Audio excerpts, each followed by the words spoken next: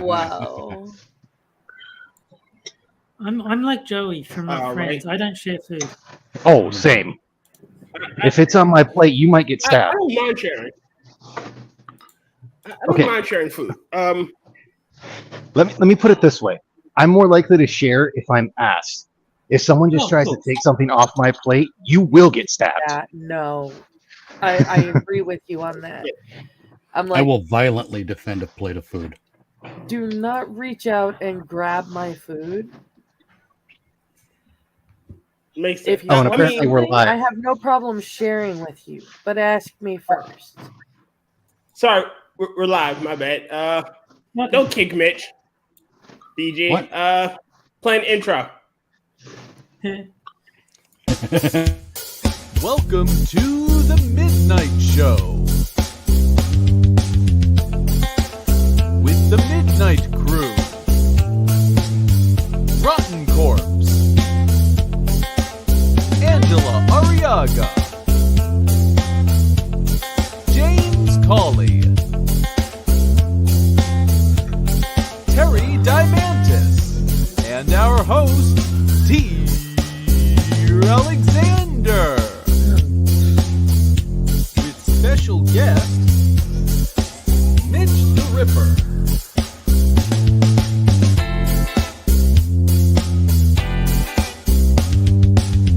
With that, ladies and gentlemen, let us begin.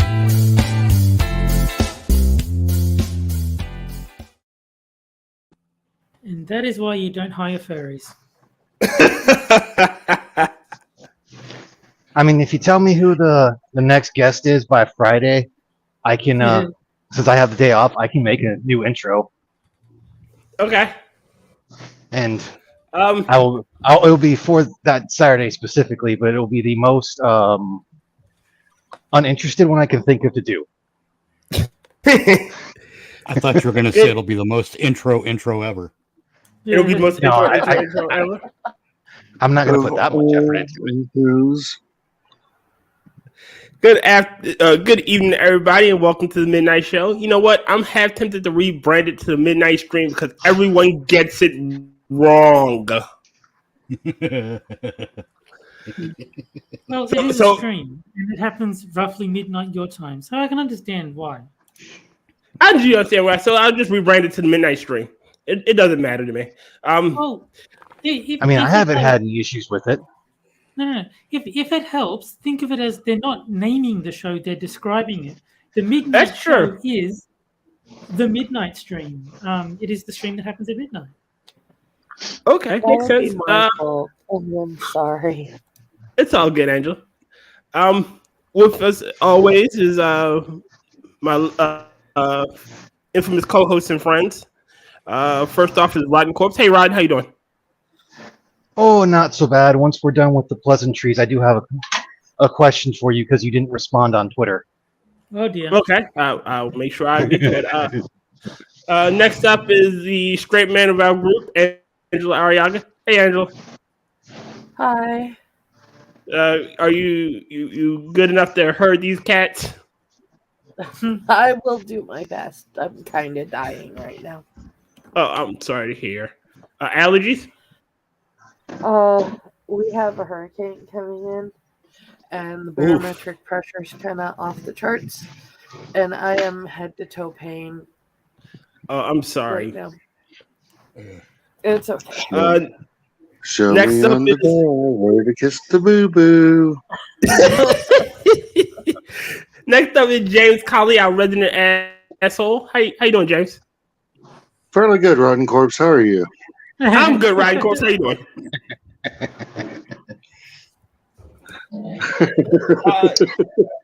Next up is Australian Rotncorpse. How you doing, Australian Rotncorpse? I'm okay. Now, I would like to request that if Angela dies, she does it within the next 2 hours, so it's on stream and we get extra ratings. we get 70 views. If the stream doesn't hurry up and start, I might oblige you. Much appreciated. And our guest for this week is Mitch Nemo. Welcome back, Mitch. How you been? Spiffy. How's everyone doing tonight? Well, it's either spiffy or nifty, but I'm saving nifty for a different thing. Oh, okay. Rod, you wanted to start us off with a question? Okay, so since we went through the whole thing on Twitter that you had of people not being a vampire because a lich is so much better because they don't really die, they just come back. So what's it like being the herpes of the undead? Oof. Oh. Well, I got a question for you. How are you feeling being the AIDS of undead? Hey, we kill people. Hey, look. Just because I keep coming back and you can't get rid of me, doesn't make me herpes. I'm in the clap. Well, that's the thing is the clap. You can get rid of the clap. You can't get rid of herpes. They just go away for a while. Oh, I didn't know that. Oh, Yeah, I don't have either one. You have herpes forever. I'm still bothered that no one ever talks about herpes in the singular. The herp. No, just a single herpy. I'm offended that it's such a gendered term. Why isn't it his peas instead of her peas? Because it's herpes. God. It's not even spelled in a way that you can do it singular because it's HERPES. Herpes. It's like some Greek or Latin freaking word. I'm sorry. I gotta pronounce it like I'm from Brooklyn. I gotta pronounce it like I'm from Brooklyn or Queens. Herpes. Maybe it's French. It's herpes. It could be. Yeah, herpes is Hermes' lesser known cousin. That could be. We got no one ever says I stubbed my herpes. There you go. Ew, I hope you wouldn't do that. I hope you wouldn't do that too. Oh man, that sounds terrible. Look at what one herpes did to an entire civilization. Sorry, I'm going off on a little rant there. Go on. It's all good. And it wouldn't be I stubbed a herpes, it'd be I popped a herpes. I popped my herpes. Because remember, it's a blister. Gross, man. Popped a herpes. Well, if we're gonna talk about it, we have to be honest about it. Let's not mince words and lie about what STD is supposed to be which. That's true. We have Can you mistake a herpes for a zit or a boil? Ew. Well, I'm not familiar with boils, but zit's highly unlikely. Yeah, zits are smaller if I'm not mistaken. No, yeah, but a boil is sort of like under the skin. It's like a giant zit that hasn't come up. Like a zit that doesn't float. Yeah, pretty much. No, your herpes is going to look like a thinner blister. Can we please move on? Sort of like a burn. Sort of like a water blister. Yes. I hate water. Oh, okay. All right. We gotta move on. Angela asked, she really asked for stuff on our show, so gotta move on. James has given us. I respected a response, and you didn't say nothing. I'm like, oh, this motherfucker, it's happening on live then. I'm sorry. What was I about to say? We have 3 articles from James. Sorry, but as always, huh? By James, he wrote them himself. He did. Oh, damn. Diligently. But it's random news for a bit. So we're going to hear about Pokemon? No. Well, that sounded like a yes to me, so I'll get an article for you. Jesus Christ. Woohoo, Spike on article. Bastards. Traitors, all of you. I beg your pardon. Oh, you're not traitor. I gotta ask you guys. Fourth Indictment. How y'all feel? I feel about them the same way I felt about the last 3. A bunch of bullshit. Unconstitutional. Well, that describes our government. For decades. Yeah, well, that's true. It does describe our government for decades. I mean, yeah. But it's also Orwellian. Be honest about it. You know what kills me about the whole thing? Not just like I said, I'm looking at it in more of a big picture way. So it's not just about Trump for me. It's about the freedom of the American people overall. Because Trump is a piece of a puzzle, but no one ever talks about what do we do after Trump. That's part of what's bugging me. But what kills me is every time we talk about a lawsuit or going to court or over like the election interference, the COVID stuff, we are offering a peaceful solution. That's what that is. That's what going to court over this stuff is. It's a peaceful solution. Yeah. Okay. So when you take away from us that peaceful solution, you're leaving us to be creative in other directions because the peaceful direction is not panning out. Agreed. And it's the kind of thing that makes me start to think, well, let's see. The Second Amendment is in place to maintain the security of a free state. Not a state of tyranny, not a welfare state, a free state. Mm-hmm. Meanwhile, the Ninth Amendment is there because the Bill of Rights recognizes that the people have rights that go beyond those enumerated in the Constitution. Yeah. And we do not surrender those rights willy-nilly. So I'm thinking if you combine the Second and the Ninth Amendments, you get the 11th. No, that's a commandment. It is. The 11th commandment is the 11th commandment is thou shalt not get away with it. But thou shalt not piss off the populace. Yeah. Well, look, Ninth and Second Amendment, when combined, it kind of suggests to me that the people of this nation have an unalienable right to hold their government accountable.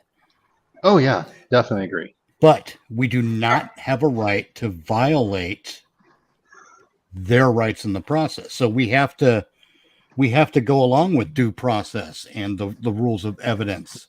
And, maybe that means we hold our own trials since our government doesn't seem willing to engage in the peaceful resolution of these issues. Maybe it's up to us to do it instead. I'm kind of for bringing back tar and feathering sometimes. Well, there is that. My issue is that the problem right now is it can easily be solved if the the Supreme Court got off its high horse and its ass and weighed the fuck in. The problem with that is they'd only be waiting, or it's like saying an opinion. It can't actually be judged until, or they can't establish the whole thing until it's been appealed to them. They can't. They can establish. I mean, honestly, I'd have more respect for. Go ahead. Okay, honestly, I would have more respect for the Democratic Party if they just offered a freaking, or the thing if they just offered Trump a deal saying, "Hey, if you back out of the election, we'll drop these, and if you don't run again." He shouldn't have to back out. The beauty of I'm not saying it's right. I'm saying I'd have more respect for them because they'd at least be being fucking honest. It's kind of like when people are, they're anti-gun and they're like, "Well, I don't want to see people die," and they can admit they're going off emotion. I still think they're stupid, but I at least respect that they're honest with their reasoning. True. I mean, but the beauty of our system is if anyone feels they can lead, they can run. Like that's just the nature of our system. You feel you can step up and make the big decisions, no matter if you have no education at all. If you feel you can do the job, then you can run to get the position.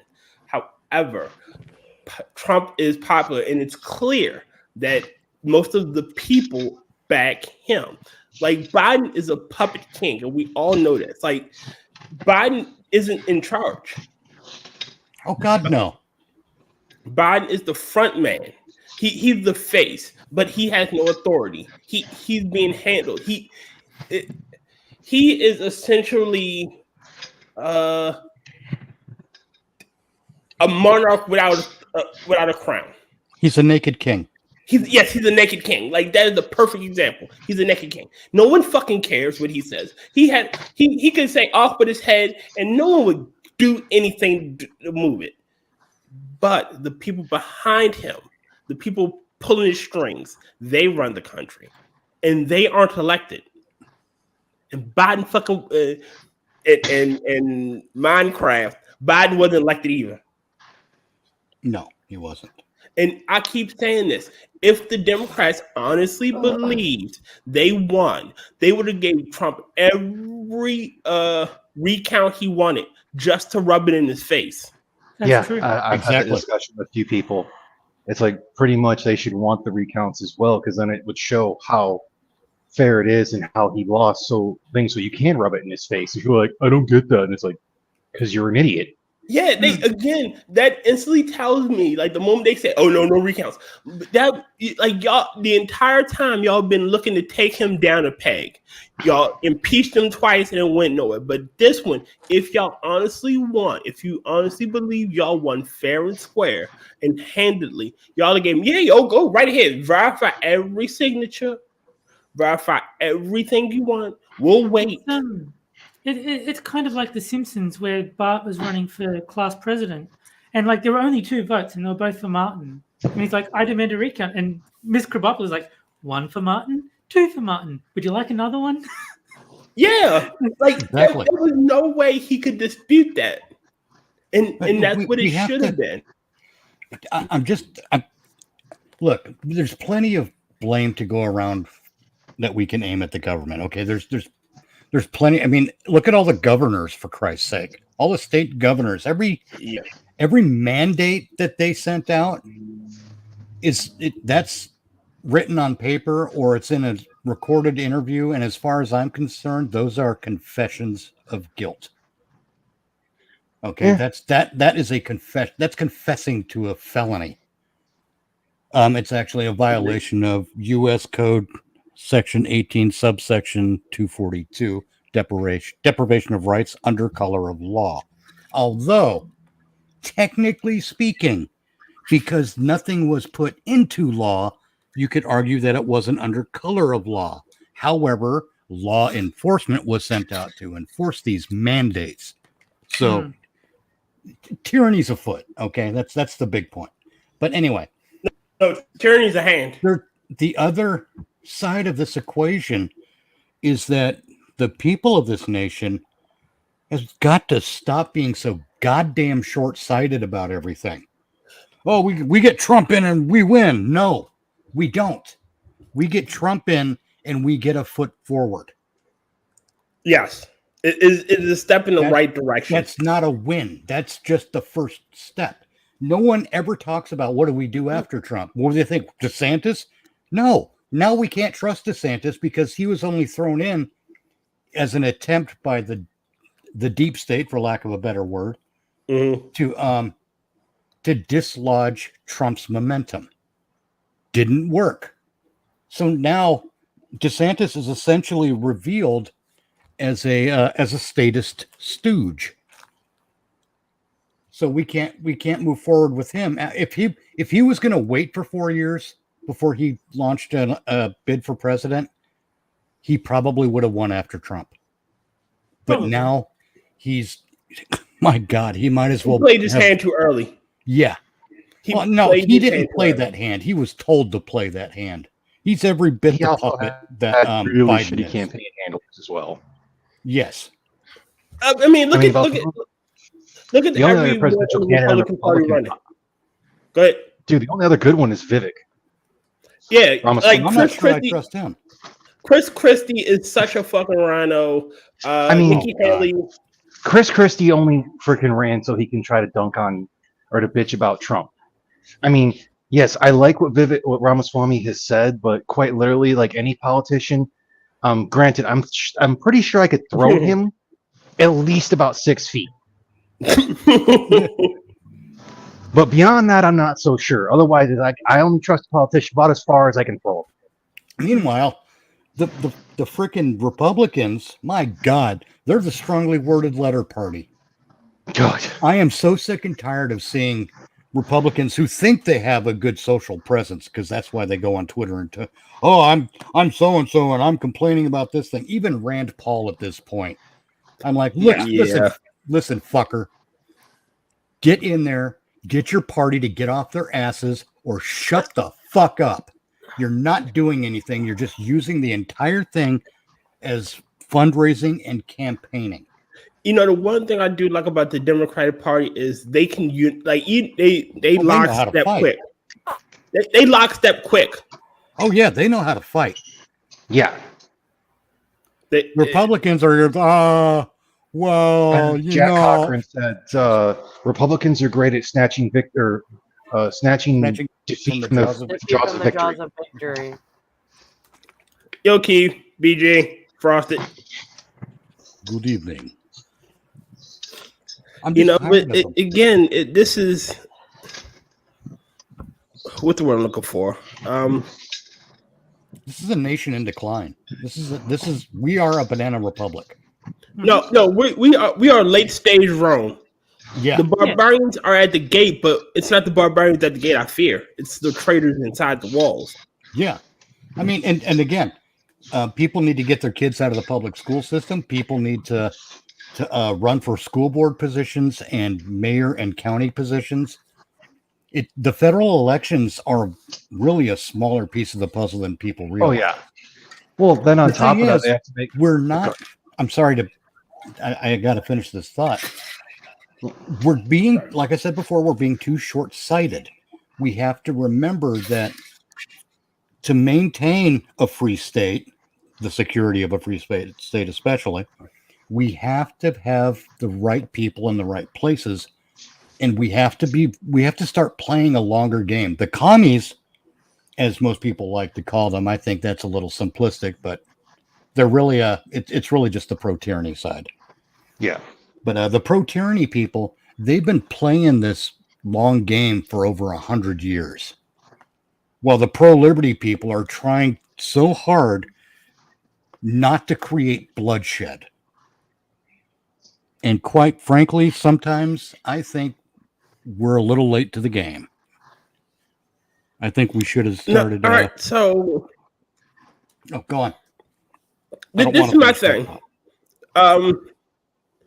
Sorry, go ahead. Well, no, I don't want to finish the rest of that thought because we're on YouTube. It'll be taken out of context. True. What I was about to say is they between groups. Blacks against whites, men against women, rich against poor. They've created these wedges, filling these gaps with things. Impressed everybody's string because she's woman, but that's not true. He's a robot. I wasn't intent. Gus said it. So, black. Here we caught like 3 words of that. Robot guy, hold on, let me switch to my phone. Meanwhile, I can't stand dead air. If I hear dead air, I'm like, okay, this is bad for business. Yeah. That it all depends on. You guys go ahead and talk, and I'll switch to my phone. Right on. Now look, see if we start getting people playing the long game means getting people into those school board positions, because that's the kind of change we need on a generational level, on that kind of a scale. Because we need to get in there and unfuck the school curriculum so we can start raising real Americans again. Americans who understand the value of liberty and recognize tyranny so that they can stop it when they see it coming before it hits us. We got to play that kind of a long game. We can't play this. We can't sit back and hope. I mean, yeah. Look, you want proof of how screwed up things are? Look at who the police arrest at a school board meeting. Yeah. And that's why, as well, on top of that, not just get out and vote in school board elections, like your local elections. If they're not doing the right thing, vote them the fuck out. We need a more efficient way to do that. The people, I think, need a more efficient way to fire their employees. Hell yeah. Because they're not representatives anymore. Bullshit. They're certainly not leaders. They like to tell us, our leaders in Washington. Bullshit. They're not leaders. They're employees. And it's time we did a review. Yeah, let's do the officer OPR or the officer enlisted, or the officer performance report they use in the military, at least for the Air Force. It's, did you do your job or didn't you do your job? If it's you didn't do your job, it's you should be fired. Yes. If it's you did your job, then good, you did your job. Keep doing your job. Quite literally, they don't have anything that says you went above and beyond like the enlisted did. God, I fucking hated that. I'm gonna get away from that before I start bitching about something I haven't had to do in 3 years. I know what you mean. Your brain holds on to that certain stress response to that particular subject, whatever it is. It's different for everyone. Oh, I'm still trying, dude. I'm still trying to break myself of carrying things in my right hand. God damn it! Wait, are you beaming somebody up? No, straight into his ass. Use my phone, and it's double up. Hold on. 5 microphones going from different devices all at once. Why didn't you have that in the first place? I didn't think I needed them. But that's what we have to remember. At the school board meetings, parents are confronting the school boards with evidence. Not even evidence, but fucking proof of what the school boards are allowing to happen to the children in the schools via, whether it's covering up a rape, whether it's allowing horny sex materials to be part of the standard curriculum. The parents are offering proof at the school board meetings about this stuff, and then the police come and arrest the parents. And not a goddamn thing happens to those members of the school board who covered up for crimes. Yeah, we can hear you. And who are contributing to the delinquency of minors on an hourly, minute by minute basis. In all honesty, that was like the whole thing of the teacher being like, "Why can't I talk about how I went out kayaking with my partner?" It's like, dude, the only reason the kids are asking you to say that is after their fucking schoolwork. The more you talk about yourself, the less they have to fucking do there, you retard. Yeah. Like, it's the oldest hear about your perversions. The biggest thing that I'm sick of for a lot of school teachers, other than a lot of sex shit, is the whole thing that they think they're their kids and they think they're their friends. You're a fucking employee. You're a teacher. You're there to teach. Hey, you know all those things you bitched about not learning in school? Why don't you go and teach those? No kidding. Well, I didn't learn about taxes. Fucking bring them up. I didn't learn how to do this. Fucking bring it up. It's like, fuck, man. The point I was making earlier about was the division. Like, Democrats have divided so many groups. Divide and They've conquer. divided. Yeah, they divided blacks against whites. What'd you say? They divided blacks against whites. They divided men against women. They divided, social classes. And then they try to fill these gaps with victims.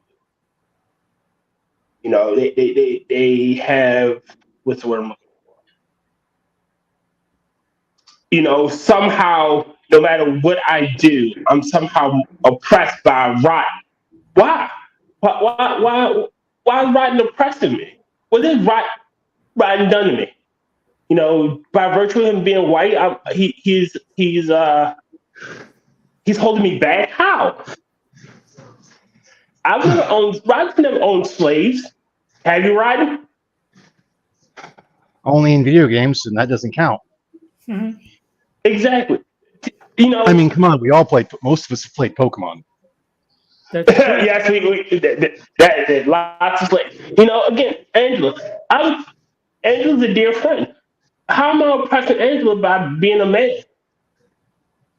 You don't oppress it's the division, back. and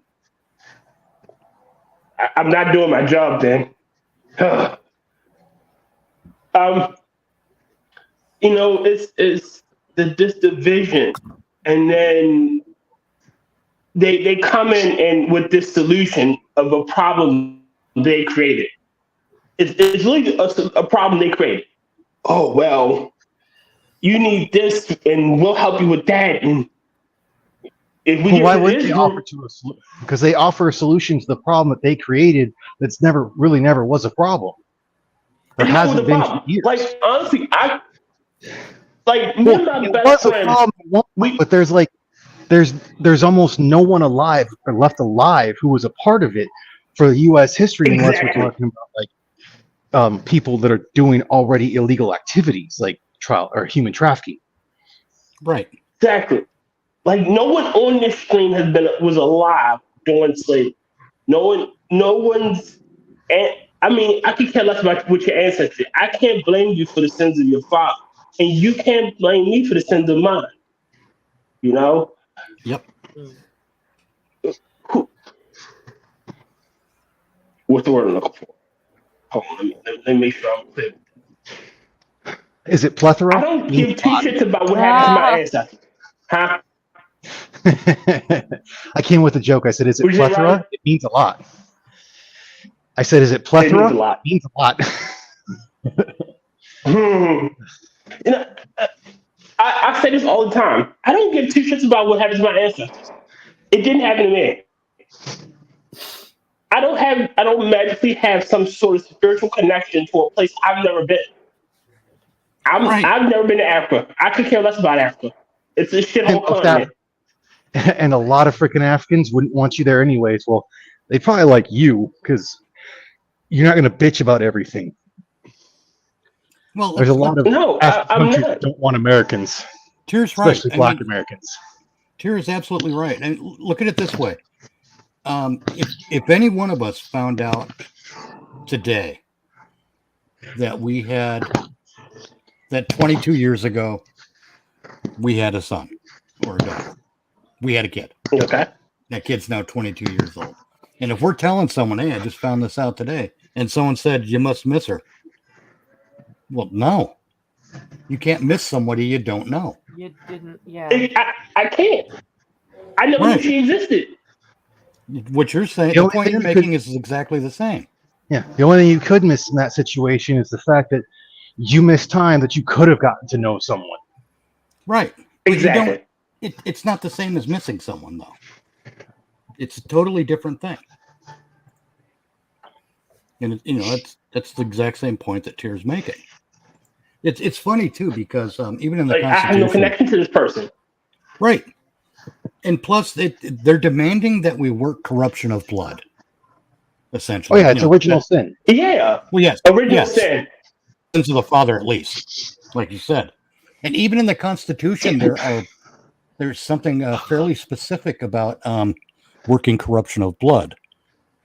We're essentially for this particular thing. I can't remember what it is off the top. Damn it! Now I got to look it up. Go on. I'll continue again once I have it. God, all right. So, and that's another thing. I don't believe America should repay the descendants of slaves. I don't believe America should repay shit. Like, again, the nation of America has, what's the word I'm looking for? The generation that did this horrible thing to us has long since died. The only thing I can say... Go ahead, Angela.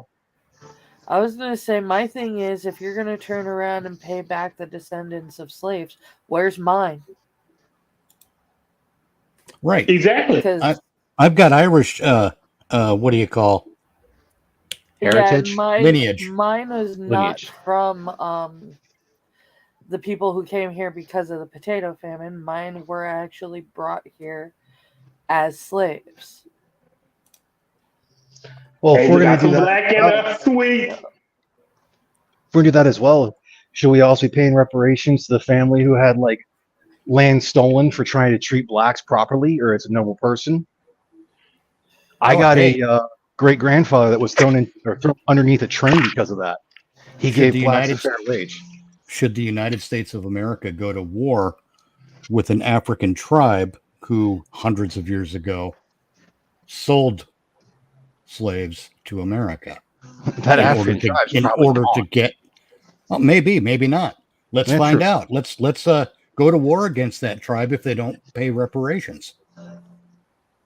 Again, I don't think America in this talk of we gotta give reparations like the shit that happened in California. Hey, Hellcat, would we're putting together a commission to look into the feasibility of reparations, and we're gonna give like $1 million to every descendant of black slaves.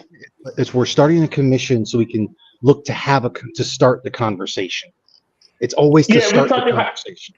It's to start the tyranny. And remember, $1 houses for black people and whatnot. But even let me do the scenario.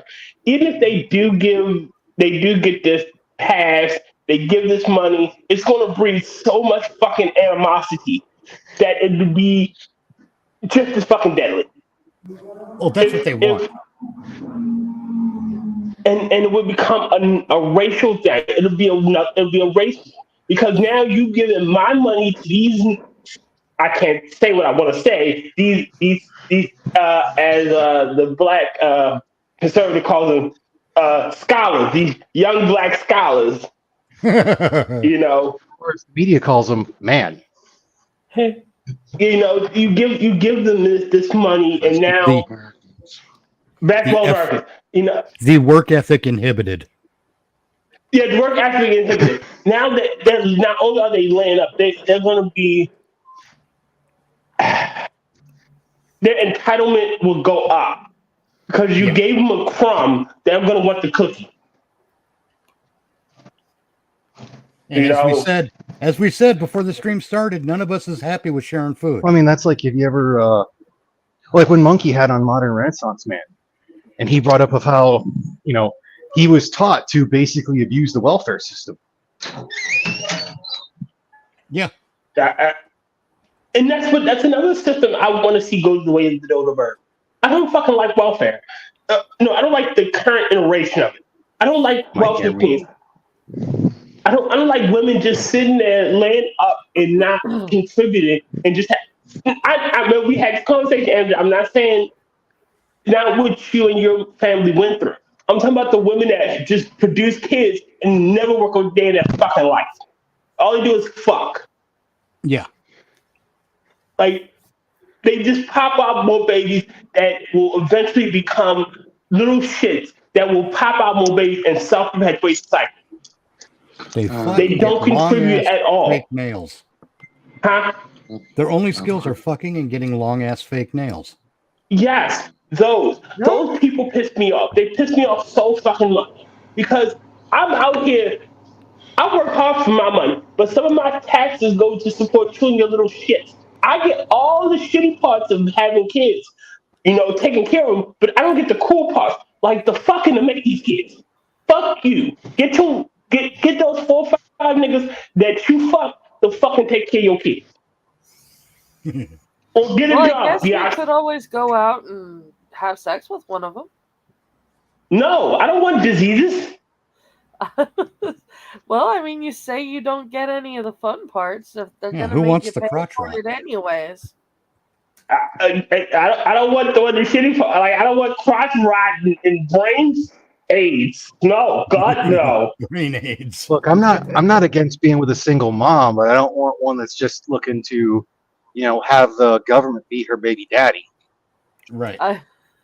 I wasn't serious. Please let me realize that. Angela, you have to understand that we know you're not serious, but we're gonna go with it anyways, just to fuck with you. Okay. It's how we show we care. I just please do not let the people listening to us think that I'm serious about this. Angela is so serious. She wants me to go out and get brain AIDS. Oh my God, Angela. For sure, It's, dude. I found that part about corruption of blood. It's Article 3, Section 3, Clause 2 in the U.S. Constitution. It reads, the Congress shall have power to declare the punishment of treason, but no attainder of treason shall work corruption of blood or forfeiture except during the life of the person attainted. That means that if my father is found to be a traitor, I cannot be convicted of that crime. Unless you are a traitor. I can't be convicted of his crime. I should phrase it that way. What? Oh shit! The police are coming. Oh fuck! That was not me. This is what we get for criticizing a school board. No. Whoa. Now, why that's important is because I have this whole concept of governance called erring on the side of liberty.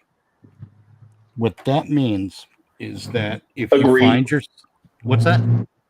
I would point Key's post, people should get married before having kids.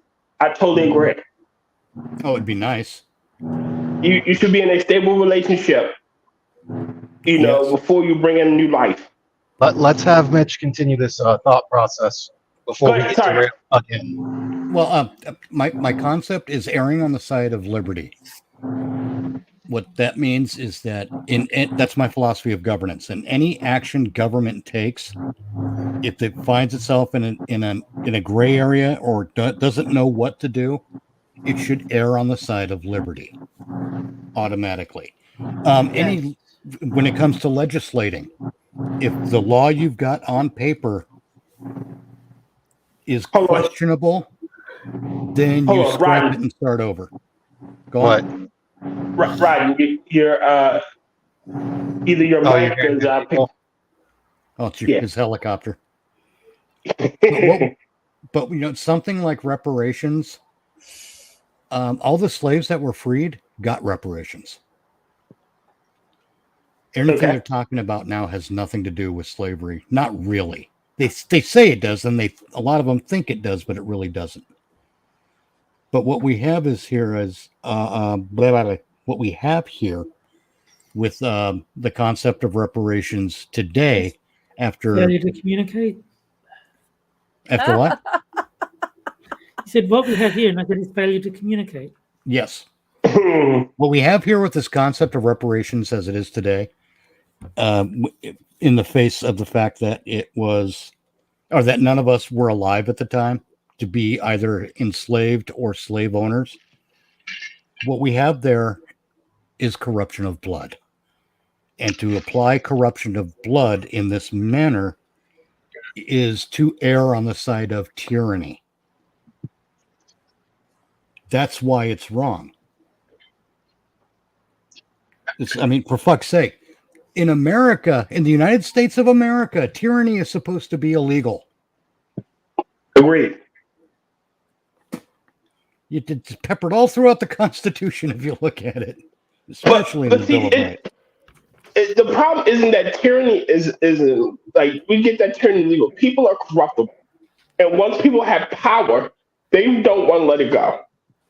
Like if we lived in an ideal world where everyone believed, like, look, my ideas are the best ideas, and I'm going to put my ideas out there. And whoever agrees with my idea, if enough people agree with my ideas, they vote for me, then I'll be leader. And if they don't, and they want the other guy, I guess my ideas weren't that good. But we don't live in that society. We don't live in that perfect world. Once someone gets to taste of power, a modicum of power, they be like, yeah, I want to keep it. You want to have a fun exercise? Go through the Bill of Rights and then the subsequent amendments to the Constitution. There's 27 of them. Mm-hmm. But go through them, and you're going to find a point at which, it's going to start off where everything is pretty cut and dry. It's language that is meant to be understood by the common person, the common American. Mm-hmm. But over time, you will start to find amendments that are more convoluted and more filled with legalese. And that's a problem. Obfuscate the meaning. Yes. Things about the second Thursday. Doesn't mean that. The second Thursday after the first month of the term of office on an even numbered year where the Saturday does not fall on an odd numbered day of the month. They'll start having language like that. And it's like, what the fuck does that even mean? It turns out it means every other Tuesday, Congress gets to vote itself a new fucking raise. Yeah.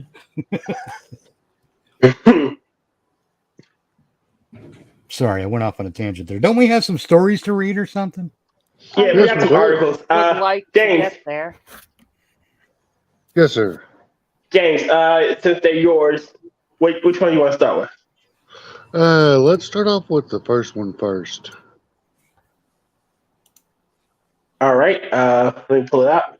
And could you read it for us? Which one? Oh, this kid. The Bradley Cooper. Cooper. Oh, Jesus. Oh, no. That's why you did this.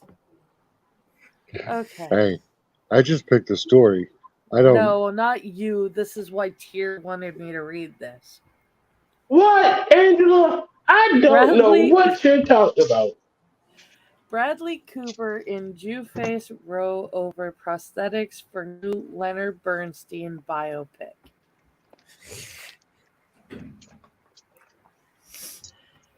Hollywood actor Bradley Cooper has been accused of Jew-Face for wearing prosthetic nose to play Jewish conductor Leonard Bernstein.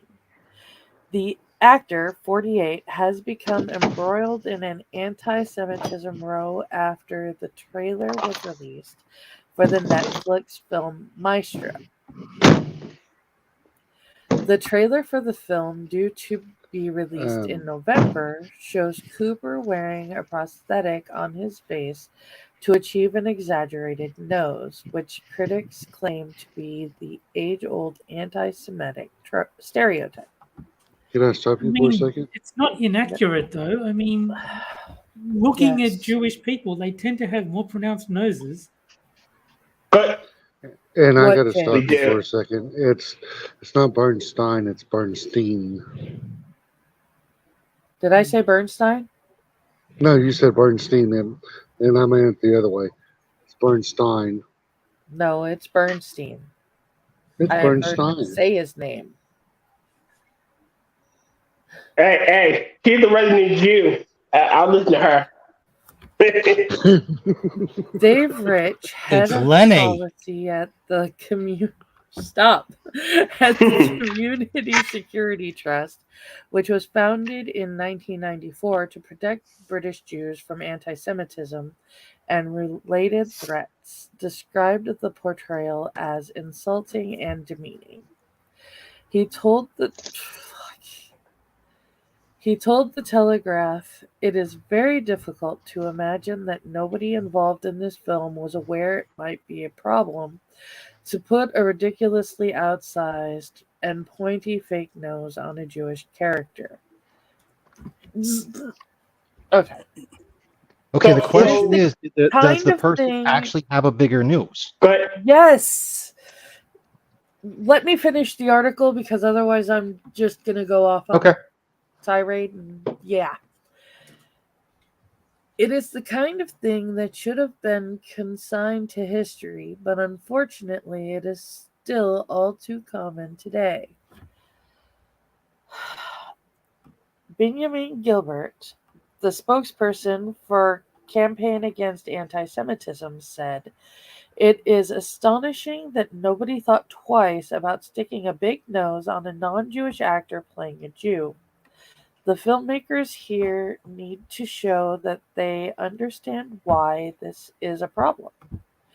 A failure to do so would indicate that there is a double standard when it comes to the portrayal of Jews on screen."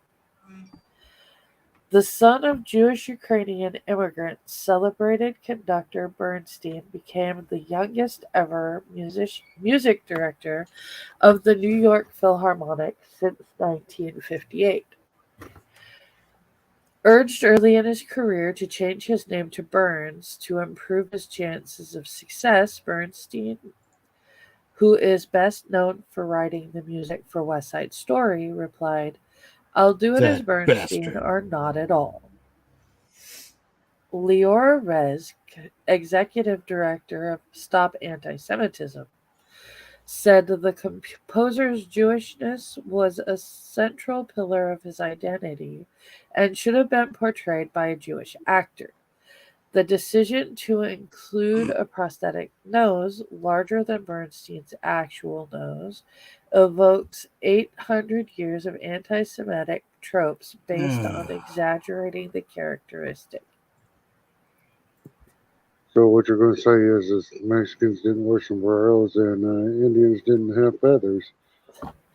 Criticism also came Remember, from the that- film that's better. industry, with Jewish British actress Tracy Ann Oberman describing Cooper's facial enhancement as the equivalent of blackface or yellowface. She said the star had played the Elephant Man without using prosthetics, so should be able to manage to play a Jewish man without one. In 2018, Jewish actor Jake Gyllenhaal announced he would play Bernstein in biopic The American, produced by his company, 9 Stories Productions. Days later, Cooper announced he was producing a revival production with Steven Spielberg and Martin Scorsese. Ultimately, the Bernstein estate awarded the exclusive music rights to Spielberg's production company, Amblin Entertainment.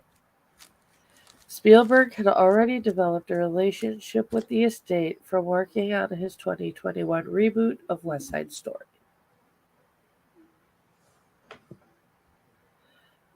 Do you want me to keep going? Because there is more. Yes, ma'am. Okay, then I have West Wing star defends Cooper. Speaking to Deadline in 2021, Gyllenhaal said, "No one likes to admit this, but we got beat at our own game. That's basically what happened." He said the idea of playing one of the most preeminent Jewish artists in America and his struggle with his identity was in my heart for 20 some odd years. But sometimes those things don't work out. Bottom line, and this may be my Achilles heel or it may be my superpower, but I wish them the best.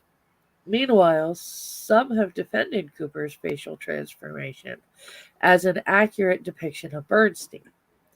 Jewish West Wing star Joshua Malina told Page 6 he did not take an issue with Bradley Cooper being made to look like a real person. The film also comes under fire for casting English actress Carey Mulligan as Felicia Montealegre, Bernstein, the conductor's wife, who was a Chilean American actor born in Costa Rica. The Telegraph approached representatives for Cooper for comment. Tyree has done us an amazing thing by finding us a picture of Bernstein. I have to share it because it's phenomenal. Thank you, Tyree, by finding this picture. A pleasure to help. Hold on, let me get it up. Just wanted to get it up there. On stream? It's harder to do when the older you get. Can y'all see it? Oh, It's right Jesus. there it is. Thank you, Tyree, Now for that's finding kind of this offensive.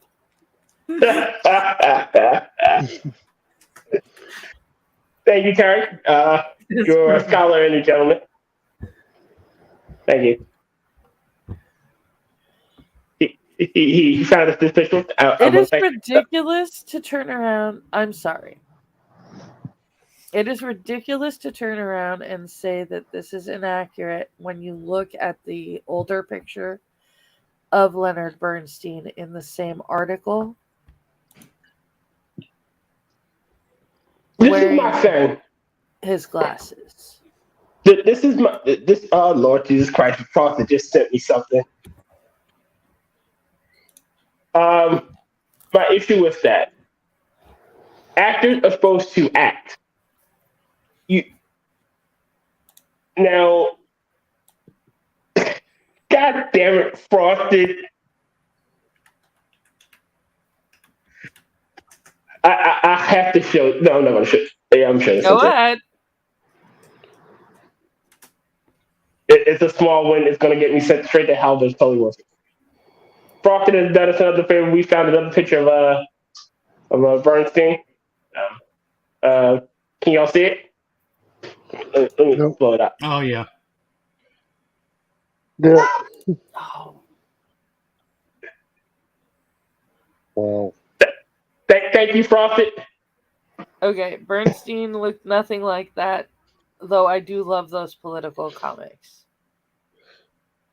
But my thing is for this is actors are supposed to act. It doesn't matter if you're. I would like someone closer to the representation. If you're a historical character, take Anne Boleyn and what they did to Anne Boleyn in BBC. They made her black.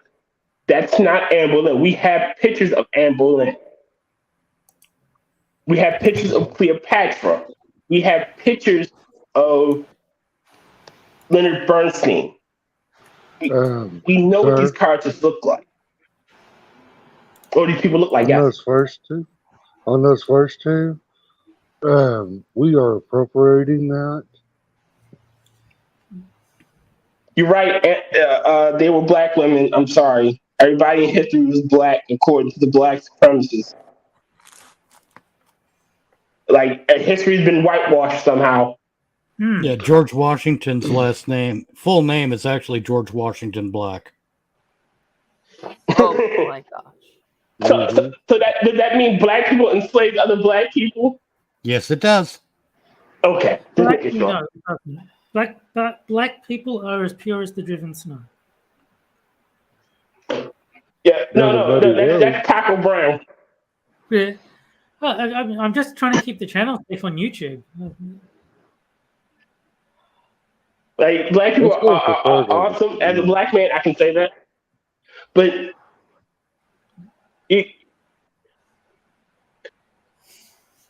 this color washing history. Now, if this was an animated movie or animated feature, you could have a black voice actor. Phil Lamar has done Kratos. Not Phil Lamar. The guy that does Kratos. I don't know. Darker Than Sin. Yeah. But you know who I'm talking about, though, right? Yeah, Kratos is Greek. Oh, yes. Huh? He's the guy. He was killed in Stargate SG-1. Christopher Judge is his name, Oh, according okay. to Wikipedia. Yeah, guy from Stargate. You know, so yeah, the character was voiced by Terrence C. Carson, and then Christopher Judge took over. In 2018. I'm talking. I'm still had myself muted. I was gonna say the guy who does the voice acting for God of War is awesome. Have you ever heard him tell dad jokes in Kratos' voice? Yeah. Oh, I would love to hear that. It doesn't matter that he's a black man, because it's a voice. He's an amazing voice actor. When I did the Google search to find out his name, that video came up. Nice. That joke with Kratos. Dude, it's worth it. You know, so it's okay. You know, it's okay. It's fine. But you're doing live action. These are historical figures. There are pictures, there are records, there are written works by their contemporaries and people that were there. Yeah, I say for some, there's fucking video of them. Yeah, we know what these people look like. Like Phil Lamar doing the voice of Aquaman. Shit. They're all black. You know, but this color washing of history, this insisting that you have to be the thing to portray the thing. No, like Rami Malek was fucking Freddie Mercury. Unless it's Cleopatra. Or apparently, no, never mind. Leonard Bernstein, apparently. Yeah, I'm still. Some other people are too, but we're still waiting for Hollywood to blackwash Tarzan. I've heard that. They would never do that on the ground. They won't because he's a wild man. Well, they won't because he's Tarzan, Yeah. the ape man. They won't do Tarzan. They won't, and he's the king of the apes. So that. All right, so I'm going to openly say this, and I'm going to constantly say this, and I'm going to say it again. I fucking hated Black Panther on the grounds that they have M'Baku, man ape, but they it's all black cats, but you have the character there. Nope, we didn't give him his ape features, and we didn't make the ape tribe. But you had him looking like apes. Yeah. Like you essentially made. Go ahead. I'm switching from my phone to my computer, so I'll be off for a second. Right on. I think they should do a sequel to Black Panther set in Wakanda called Planet of the Apes. It's just it's incredible. As long as they don't say ape, it's okay. But you can have them. But you had them. Bullshit. Yeah, you had them acting like apes, though. That's what I mean. It's fine if they act like it, but if you say ape, oh my god, the sky's gonna fall. Fuck you, movie. I get angry. I'm sorry. And even though I get it, Mitch, and that pissed me off too. Like you had the character. His traditionally is fucking man. He had the white fur and everything, and he's a fucking man gorilla, which would have been fucking kick ass. But the really offensive thing, people saying monkey as a term for black people. Monkey was a great show, and the guy who played Monkey was Japanese. Shit, Monkey's an awesome streamer. No. The show, the TV show Monkey from Japan is amazing. It is so terrible. It is hilarious, and I encourage everybody to watch it. It's like those people that a while back people tried to say the orcs were fucking coded for black people. Whatever. Well, yeah, black people are pretty violent. That makes sense. But the Jews on that again, the orcs and the Jews from the goblins from Harry Potter is coded to be dwarves. Fucking Jews. Sorry. Well, do they like money? That makes sense. Like, but see, only people with racist minds make those connections. They're short and greedy. Frosted Glass makes a great point in the chat. Black Panther was an awesome character in Civil War where his race was never mentioned, but then the solo movie ruins him. Mm-hmm. Isn't it interesting that in the final equation, so far, the best Spider-Man movie and the best Black Panther movie are both Captain America Civil War? Yeah. Wow. Isn't that interesting? You just reminded me of something funny that happened. Just because Captain America Civil War. It kind of proves how much time I spend online. Because I'm on like a forum for these fantasy books. And so it said, what race would you like to play as? And my immediate thought was, oh God, here we go. And then like they meant like fantasy races like elves and dwarves. But my mind meant they're going to pick black people, aren't they? Yeah. Wow. Like that, and that's the state that we're in. Like nobody can mention race without. Everybody has like people. Certain people need to see themselves in everything. As to your comment, complainers. Mitch, yes. Captain America Civil War is the best vehicle for those characters because Captain America is best Avenger. Thank you. Agreed. It's interesting though about this. Look, it's simple. In Hollywood, when you make a movie about someone, you try to hire someone who is a quality actor. Bonus points if they have box office value, like Bradley Cooper. Mm-hmm. And but you try to hire someone who kind of resembles the actor or the character in question, especially if it's someone who really existed. And then, you could do a little prosthetic thing here and there to touch up his appearance to make him look a little bit more like the character he's playing. which is what they did. Hold on. Right. I just saw that. I just saw those pictures you posted in the side chat. These are. I'm assuming this is Leonard Bernstein and his wife. Right here. That's Bradley Cooper. Oh, this is Bradley Cooper? Yeah, as Leonard Bernstein. Yeah, and if you Wow. look at the Really? picture of Leonard Bernstein with his glasses on in the article, it's almost dead on. Look at the other picture Hold on, I found of Bernstein, too. All right, let me pull that one up. This is Bernstein then. Yeah. Oh, come on now. No offense, but that schnoz is fucking huge. It's not though. It's not though, and neither is the prosthetic. Now the prosthetic, of course, it looks like it's going to be bigger than Cooper's real nose. Otherwise, you wouldn't need a prosthetic. But yeah, he had to have a prosthetic to make it, so the face is shaped properly. That's perfectly fine. And here's the weird part about this for me. Y'all see my picture? My face? Yeah. Look, you see this nose? That, by comparison, his nose is fucking huge.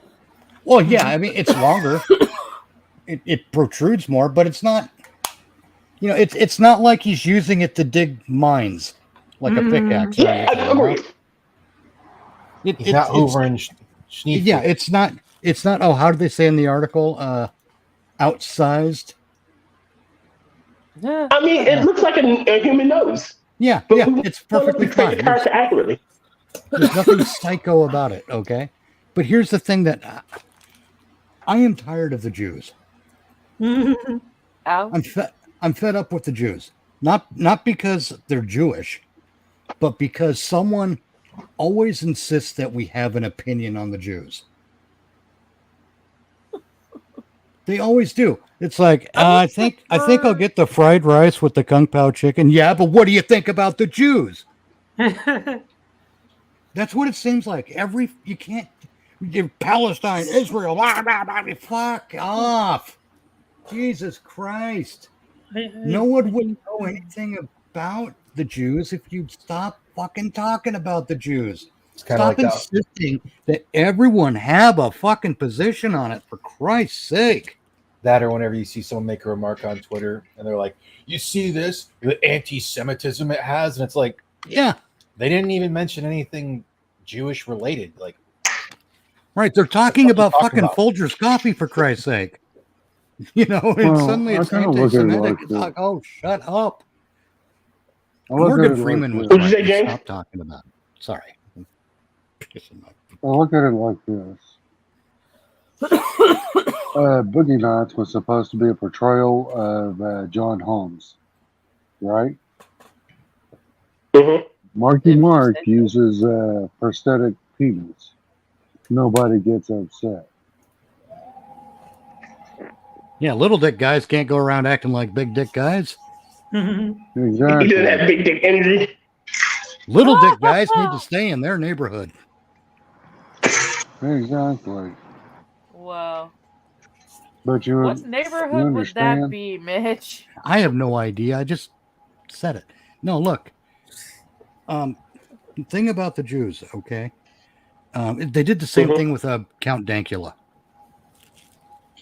With the whole... Oh, in the Nazi salute? Yeah, with the pug. Oh, that was hilarious. That video was hilarious. See, here, in that situation, he wasn't making fun of Jewish people. He was making fun of the Nazis. And he was making fun of his girlfriend. But the Scottish government had to jump in and prosecute him for making fun of the Nazis. Why was the Scottish government being so protective of Nazis? Yeah. Oh, and this is my thing, and it comes from a black tradition. Hold on. Handicapped niggas get it too. Just seconds here to go off on the whole dick thing, like the little dick, big dick thing. So that's why I don't understand. Like, it's always those two. No one can do the medium dick things. I mean, so what you got to go. Hold on. There is no happy medium. Well, that's because people don't want to admit that when you have a medium dick, it talks to ghosts. Yes. Wow. Okay, I could make a really off the wall joke there, but it would take too long to explain it. I think All right, Rotten keeps trying to give us clues into his love life. That's why I cried. What love I was like, I just don't Oh, man. understand why all these different demographics of people can't figure out that in a free society, in a society that cares more about liberty than anything else, the best thing you can have when it comes to your height, dick size, hair color, skin color, religion, the best thing you should expect from everyone is I don't care. Indifference, yes. Yeah, that's the best you should be able to expect. Because if you don't care, then everyone's equal. Oh, well, you can't prosecute him. He's Chinese. What the fuck are you talking about? You know? What's it? Teach the kids finding the right actor in a movie. Tiptoe, starring Gary Oldman as a midget and his friend played by Peter. Oh, God. Peter Dickass or whatever the fuck that guy's name is. Peter Dicklips. Yeah. Dinklage. Peter Dinklage. Everyone complains about Rachel Zegler, but that guy was cunting up Snow White long before she was. No, he ruined. He's currently more annoying, but he has ruined like every dwarven role for the next 800 years. He's ruined them. He's pulled up the ladder he climbed. Yep. And he's continuing to like he already has his millions. He already has the fame. He can go. He can get any role he wants. Because he has the name recognition. But the guy like Hornswoggle who was saying like I can't get a role. Like there are roles for me because of his age. Right. And I don't think it was about representation. I think it was more about what I don't want competition. Probably. I think it pretty much was. Oh well, if it's more dwarven actors with dwarven shorter actors out there, their names will get thrown around. When I'm asking for millions, they're asking for pennies. Just get Warwick And I can't get the roles. Yeah, kind of miserable. Kind of makes you pine for the days of Billy Barty. Yeah, it kind of makes you pine for the days where actors didn't just shut the fuck up. Like, I don't need to know your politics. Social media has destroyed the modern actor. Huh? I said you're paid to act, not to think. Yeah. Well, that's like I don't. My Go ahead, Angela. my favorite thing that Kurt Russell ever did was turn around and tell people to shut the fuck up. Yes, that it is not your like you aren't the just money doesn't make you a genius. No, it makes you a whore. It makes you a whore. Just because you're rich doesn't mean that your opinion is that fucking much. Would you say? Oh, I said, of course it does. That's why Elon Musk has the brilliant idea of removing the block button. I was saying to quote the grandmother from Beer Fest, we are all whores in some way, Mr. Badgernath. Everyone's got a price, and it's not always money. You're right. Everyone has a price. I say that all the time. And I pray to God I'd never find mine. Like, I honestly believe, I pray to God I never find what my price is. Because I like my soul. See, the second you establish a price for certain things, someone's going to come by with a coupon. Oh my gosh. What the heck would a soul coupon look like? No, I'm just saying it would look like that the second you establish a price, what you've really done is you've opened a negotiation. You've laid the foundation for a negotiation. It's like, no, I'm not doing that because it violates my principles. What, $100? Oh, I could think about it then. Oh, Well, how much would you think about it for, say, $95? See, that's what I mean. The second you establish your price, wait a minute, you've because begun a negotiation. I had the perfect example. I was at work with a coworker of mine, and we were talking about how to get her to do something. I work at the airport, and I have to, make sure that bombs and stuff don't get. TSA. So we were talking, and I said, I bet I can make you bring a bomb in. We're just doing this hypothetically. We're not saying it for real. And she goes, no, you can't. If I kidnapped your son and cut off his finger and mailed it to you and told you bring this package through, you do it because you love your son. That is your price. That is the price you'll pay to violate your morals, the safety of your son. So I can get you to do this if I threaten your son's life. You would shoot a old lady to protect your son. If someone held your son at gunpoint and told you to shoot a innocent grandma, you blow her brains out. Despite being only 13% of the population, shut up. He is responsible for 50% of the violent crime. No, but I'm just saying, so that price shit is real. And like Mitch said, it's not always money. You know, if I kidnapped someone's loved one and said, go rob this bank, I'm betting that bank is getting knocked over. Or at least trying to. But actors, however, have sold their soul for profit and think that it's end all be all. This money makes you highly intelligent. It doesn't. You guys, your shit stinks. Your opinions are like assholes. All of us got them, and they all fucking stink. It's also like some of the people who do voice acting and whatnot. They think that because they played the character, they can speak for the character. It's like, you're not the author. You're not the creator of the character. Shut the fuck up and dance, monkey. Mm-hmm. Yeah. Like, Andrew Garfield wanted to turn Spider-Man gay. He wanted a gay Spider-Man. He didn't say he wanted a gay Spider-Man. He acquiesced to their badgery, if we're going to be honest. Yeah, I was going to say, that isn't... They turned around and hounded him until they got him to say, I wouldn't care if he was gay or not. That's literally I didn't know that. Right. People got to stop ceding ground like this. You got to hold on to some standard. My standard when it comes to such characters is no, that's not how he was written. Yeah. But no, Spider-Man is not gay. That was actually his original argument, but he wasn't. All right, so this is my thing. When J.K. Rowling came out and said that Dumbledore was gay, I was like, okay. His God, his creator, said he's gay.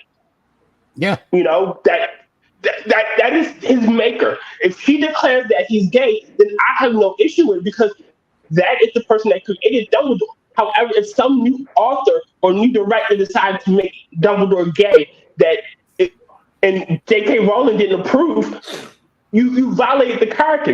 You're going against what his God, his creator, has stated. Right. You have no right. It's basically Zack Snyder making a Christopher Nolan style Superman. Yeah. That's exactly the same thing. Superman isn't dark and broody and gritty and horrible. He's hopeful. He's optimistic. He's got kind of a corny sense of humor. He's the boy. He's the Boy Scout. Yeah. You know, again, if the original creator of Superman had made him that way, oh well, there's a dark edge to him. Then again, we all have no issue, no legs to stand on. Right, and honestly, Superman has something of a dark side. It comes out with the red kryptonite. Yes. Or if it's the other Superman from one of the other world stories, a fucking commie.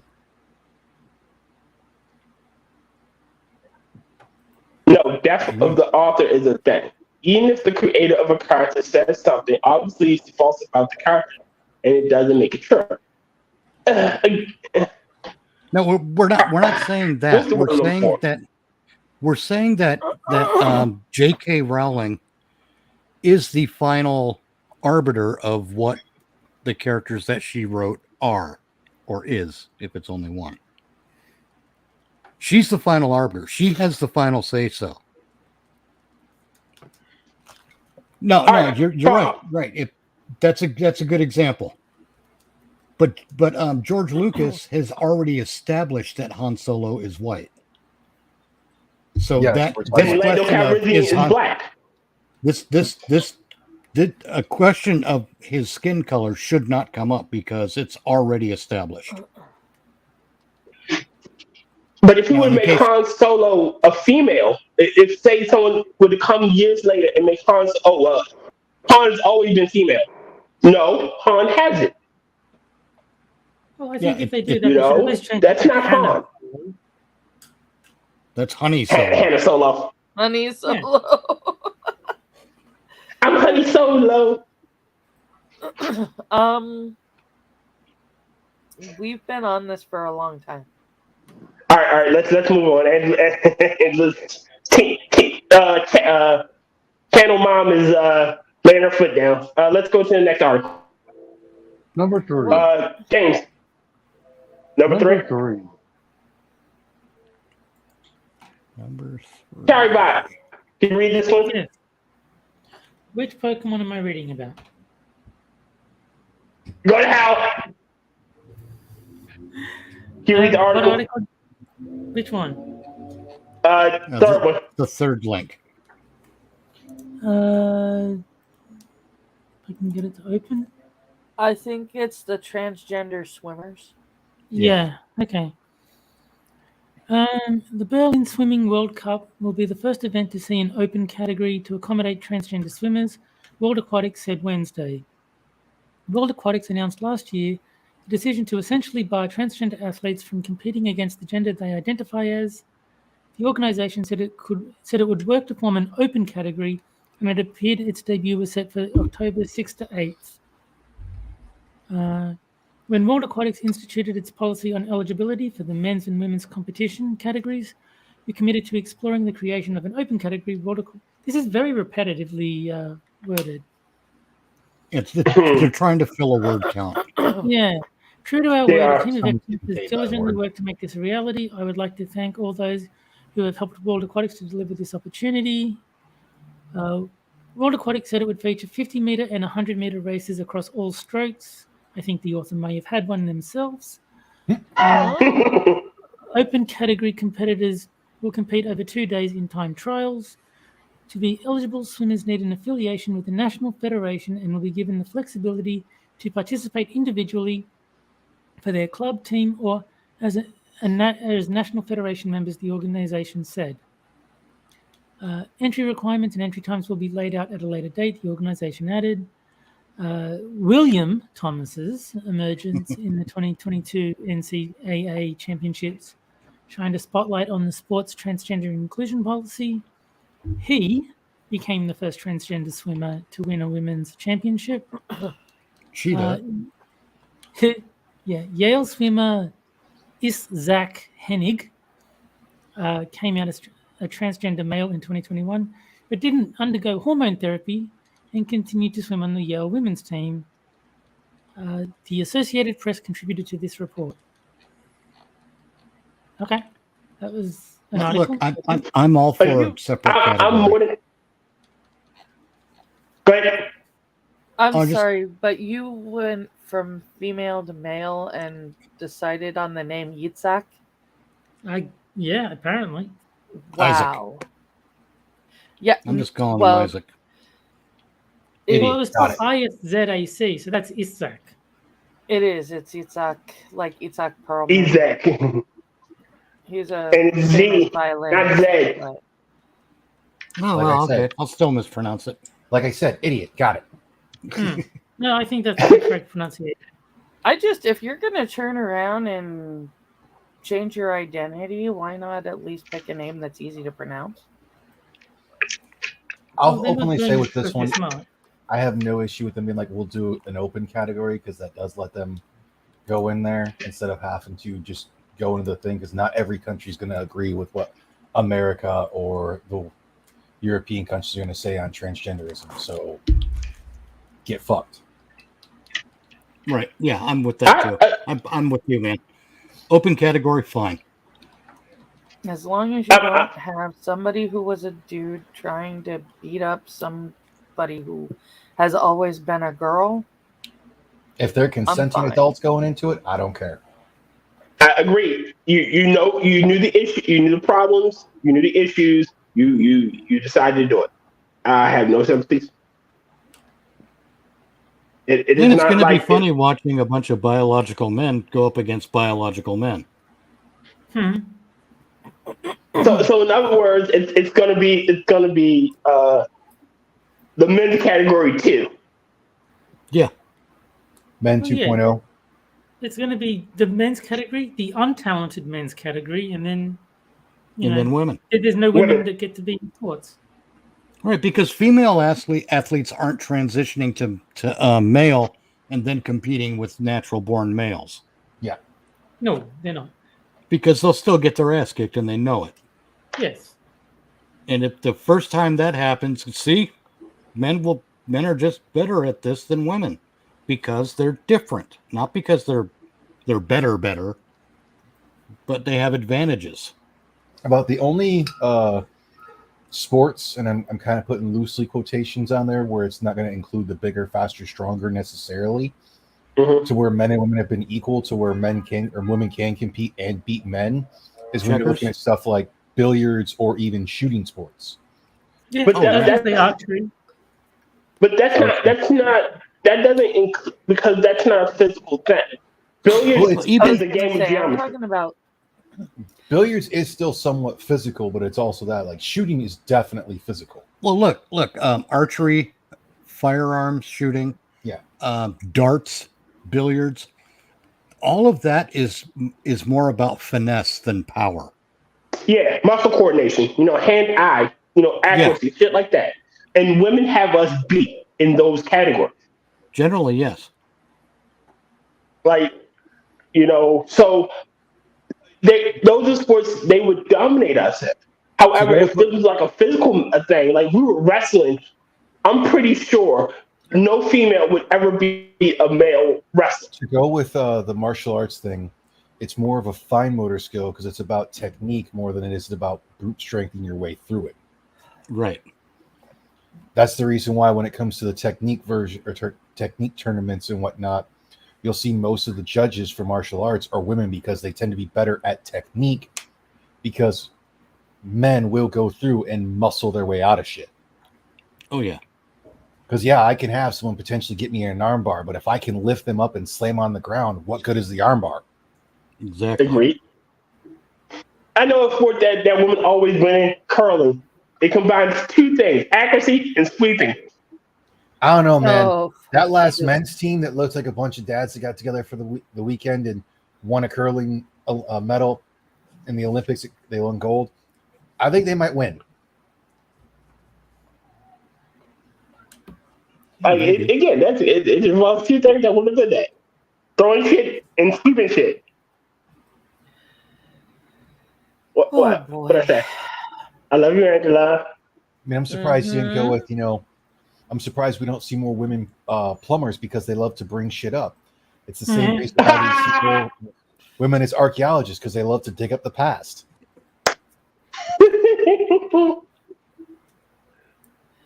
But I'm all for this. You would think that women would make fantastic engineers because they love to change things. But you just don't hear about it, do you? Hold on. Wait a minute. Once the ginger forms the alliance with the emus. When it comes to engineering, we're definitely going to see more of the autists that are doing that. Oh, probably, yeah. Although there's a chess league that isn't allowing transgenders, and they really don't know why. This is just one of the headlines I've seen on Fox throughout the day yesterday. I didn't catch the whole story, but it does bring up the question, why? I mean, what does between their legs have to do with how good they play chess? I can see one reason, and that would be that a lot of Middle Eastern and Orthodox Jewish people play chess. So a lot And more maybe they don't Abrahamic want the religions drama. that follow that. Huh? So a lot more Abrahamic religions that follow the differences between men and women. Exactly. Again, create your own category, create your own leagues, play amongst yourselves. If it's good, people will flock to it. If it's bad, people will ignore it. Exactly. I think people are overthinking it. If you transition in either direction, you have to play against men. Problem solved. Ah! No, I'm serious. If you're a woman transitioning to male, then you're effectively a woman on steroids, and it's unfair for you to compete against women. Yeah. If you're a man transitioning into a female, then you're a biological man with all the benefits that carries with it. It's unfair for you to play against biological females. So if you transition in either direction, it is unfair for you to compete against women, and therefore you play against men. I agree. It's only fair. Upside down logic wins. Protect your bonus holes. I might go with that in everything except boxing and wrestling. I mean, I'm not saying, and that's strictly because of bone structure. No, I'm not saying that trans people have to compete. I'm just saying if they choose to compete, then it has to be against men, because otherwise you're going to let women use steroids on the grounds that, oh no, it's my gender identity to be on testosterone. It's like, so you're legalizing steroids at that point. Yep. Exactly. And here's my thought on that. Terry is right on all that. Except for one thing. What?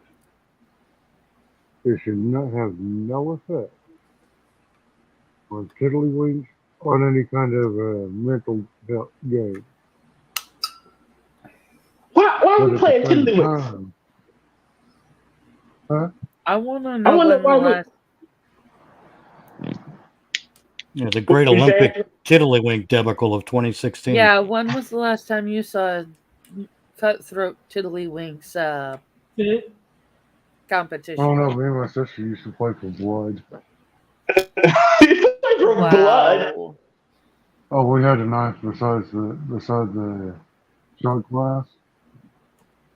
You missed it, you got cut. James, you're a little far away from your mic. That's probably enough. How about You've now? got the cotton batting sound. There you go. There you are. Are we better? Mm-hmm. Yeah. So far. Okay. Yeah, well, we used to play cutthroat tiddlywinks. We put the knife beside the shot glass, and if you missed, you got cut. Yeah. You laugh. I wouldn't be surprised if it was true. I've heard his sister. God damn. Yeah. Just a whole new definition to get good scrub. James, I'm gonna say that third one for next week, because I want to do a few asshole stories. It's ready that we get.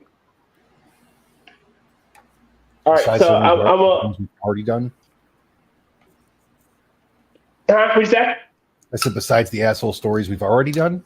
Yeah. Well, I mean, come on now. We do different asshole stories. I mean, I've got asshole stories, but they're all autobiographical.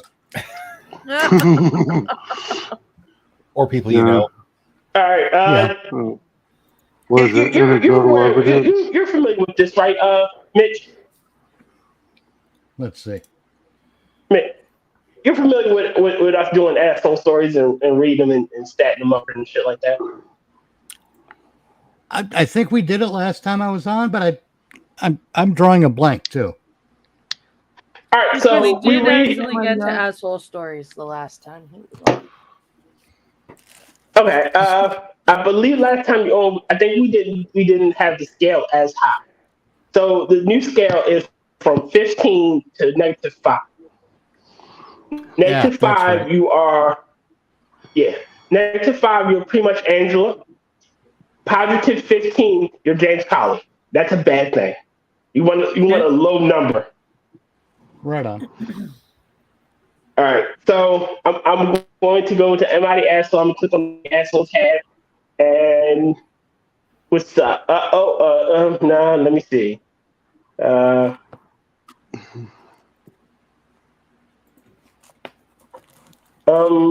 read the first one. Am I the asshole for getting mad at my friends for not showing up to a funeral?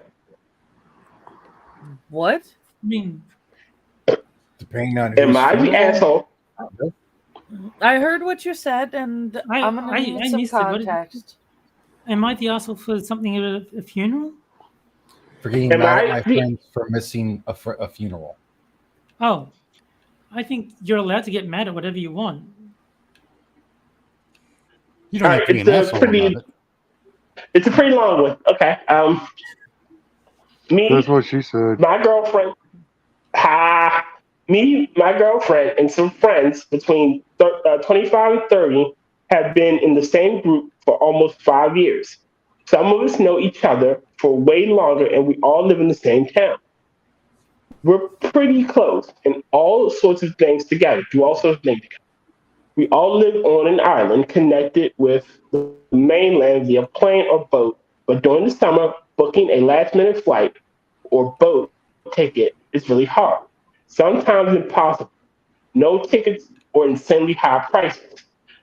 Almost everyone in the group is away for the summer, spending time with our family outside the island. Sadly, one of our friends, my girlfriend's best friend, brother, suddenly passed away. We were all bummed that we couldn't find a flight or any way to get back during the week. And we did all we could for our friend, even if we were several miles away, kilometers. Fucking use the metric system. Offered to stay on call with her during the night and send her family some flowers and condolences. Everyone in the group is outside the island. All of us staying at our relatives' house. This doesn't apply to a couple of our friends related with each other.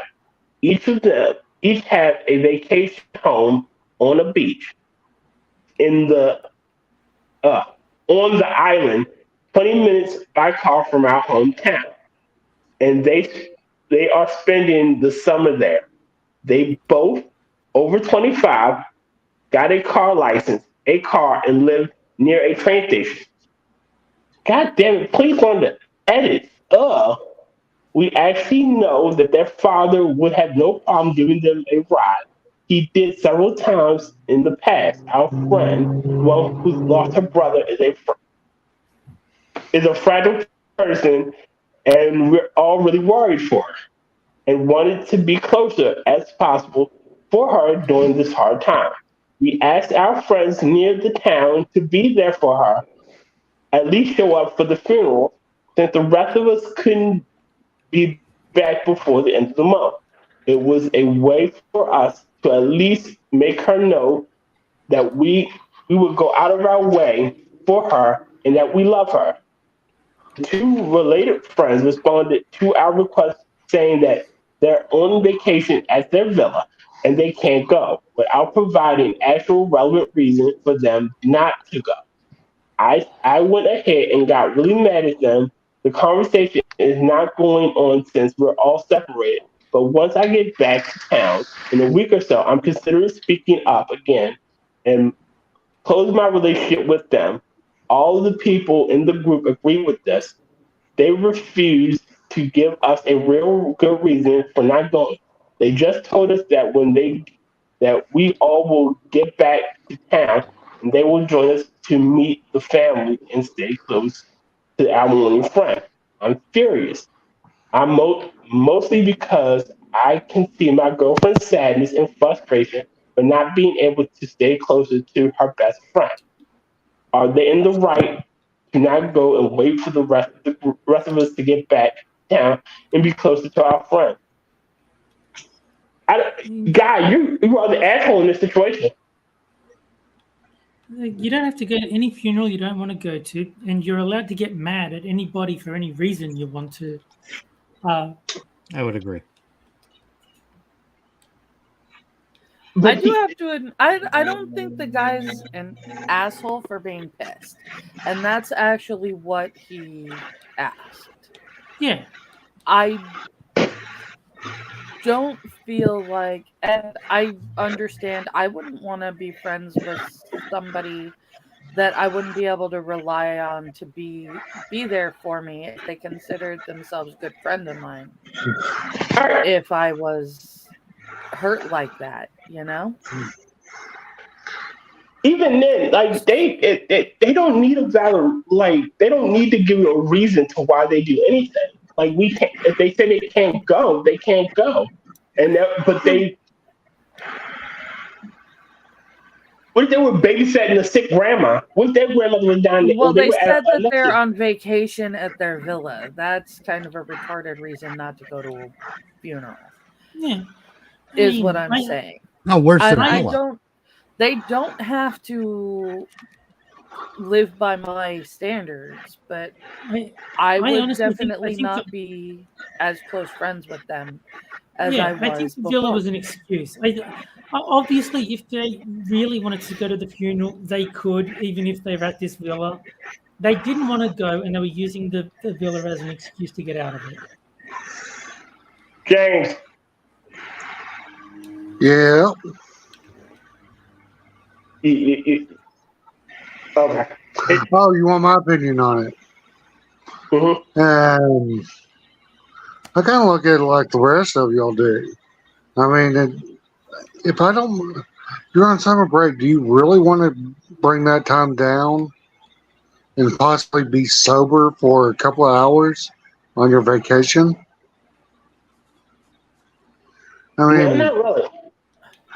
The guy is the asshole for trying to get others to think the way he does and yada, yada, yada. You know? It's true. Then I put him about a 10. Said I don't think he's an asshole. I agree with James. Like my reasoning being is, this is my reasoning. On my vacation, I would get maybe because I'm a working guy. And my vacation only comes around once a year, maybe 3 times a year.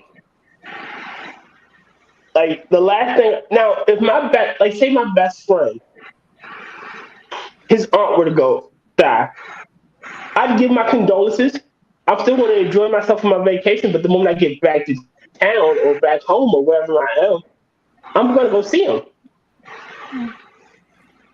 Yeah, I think that's fine. I'm not going to drop all I have planned because I have it planned. Right? I'm not close to his aunt. Like I don't know her from Adam. Yeah, I think who dies is significant. Like if I was on any holiday at all and I got word that my mother died, I'm ending the holiday and going to that funeral. Agreed. If it's my mother's best friend that dies, then I don't need to be at that funeral. Exactly. Right. I mean, go on. I was going to say, I agree with Terry. I mean, friend is one thing. It's not family. And if you have a family obligations during your vacation, it doesn't matter if they're on the same fucking island or not. No. Let's see. I've been in a situation before where some stupid whorebag, pretentious cunt she was. She decided. Stop talking about your ex-wife like that. Well, she decided to get in the back of a pickup with a drunk driver driving the vehicle. her and a bunch of other people, and they got killed because the drunk driver found a tree and collided with it. Yeah, well, she was a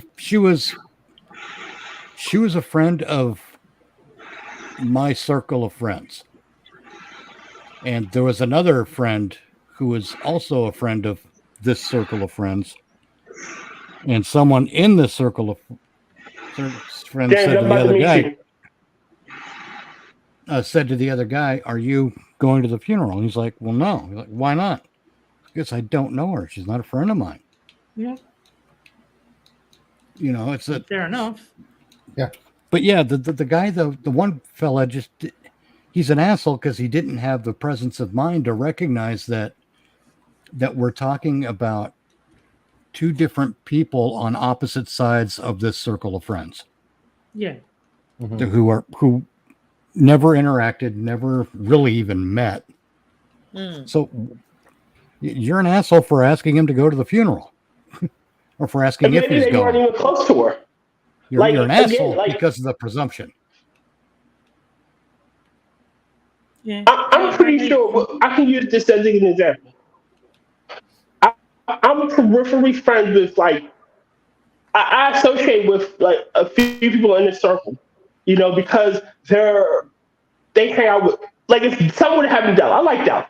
If someone would have in Della, I'd be sad about it. I wouldn't want anything to happen to him, but me and Della aren't close. I wouldn't cry. Yeah.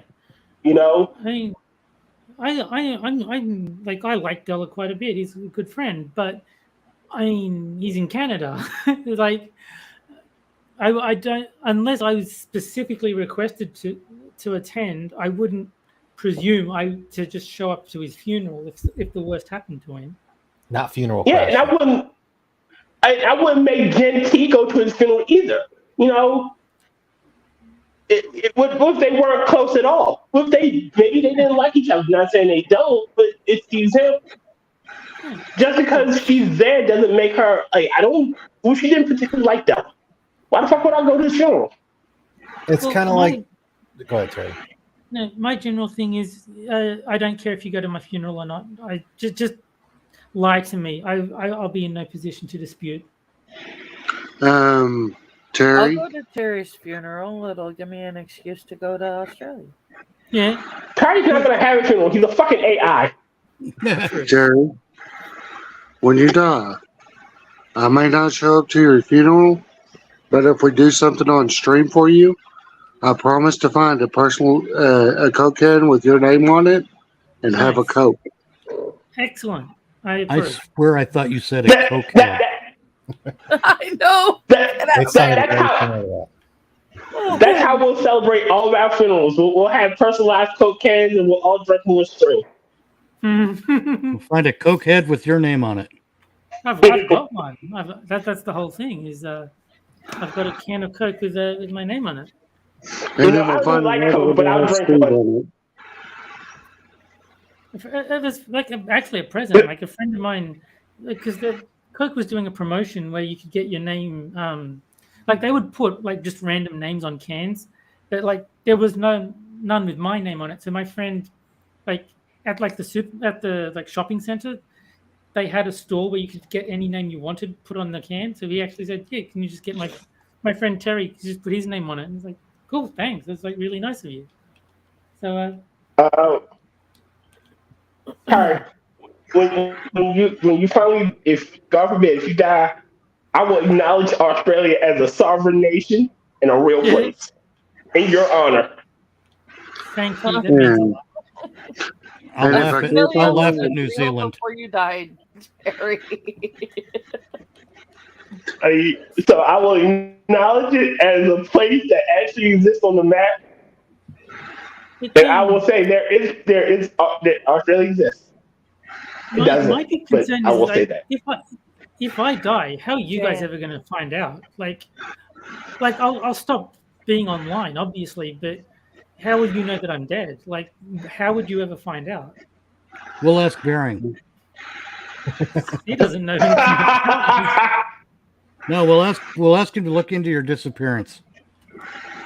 Yeah, if if I like disappear off the internet for like a long period of time, you'll be like concerned, but you might assume that I'm dead. But how would you ever like know for sure? None of the people in my real life. We'll make a few phone calls. I mean, you know, you are the stream whore. If the stream whore doesn't show up for a stream, we'll assume he's dead. Fair enough. Terry, I'll tell you what. When I get my computer back online, we're going to be Steam friends. Uh-oh. Okay? Okay, that works. So what's going to happen is, if your Steam account ever goes dark... I'm dead. Yeah, exactly. that makes a lot of sense, actually. We'll have Jennifer Lawrence look into it. I could do that right now. I have Steam. I have Steam too. I've got plenty of you guys on like my Steam friends list. I'm just saying, like, there would be no announcement that you would ever see because, you know, like the people that know me in real life are my family who don't use Twitter and would not. Yeah, I would just post something on Twitter or go at you that way, and if you didn't respond, I'd be like, "That's concerning." Yeah. Wow. That does make me think. Like, if something were to happen to any one of you, like, we'd never know. Like, there's people where like the family would make an announcement on Twitter. Like when Iraq Prostate passed away, Uzi Q made a post on Twitter saying that it happened. There's no one in my life, in my like real life, that would do that on Twitter. They might put it on Facebook where nobody would see it. But there'd be no announcement on Twitter because they don't know anything about Twitter. None of them use it. Man, that's kind of sad. Gary, are you dying? I mean, we're all dying. Well, I mean, are you dying any faster than anybody else? No, not that I'm aware of, but it does sort of sit in my mind that if I died, there would be no way for any of you to find out. And Terry, the answer to that one is: are you dying faster than anyone else? It's probably faster than some, slower than others. Carry the fucking AI. The man will be here until the internet burns down. Yeah. Okay, this sounds kind of 3 more weeks. What did you say, James?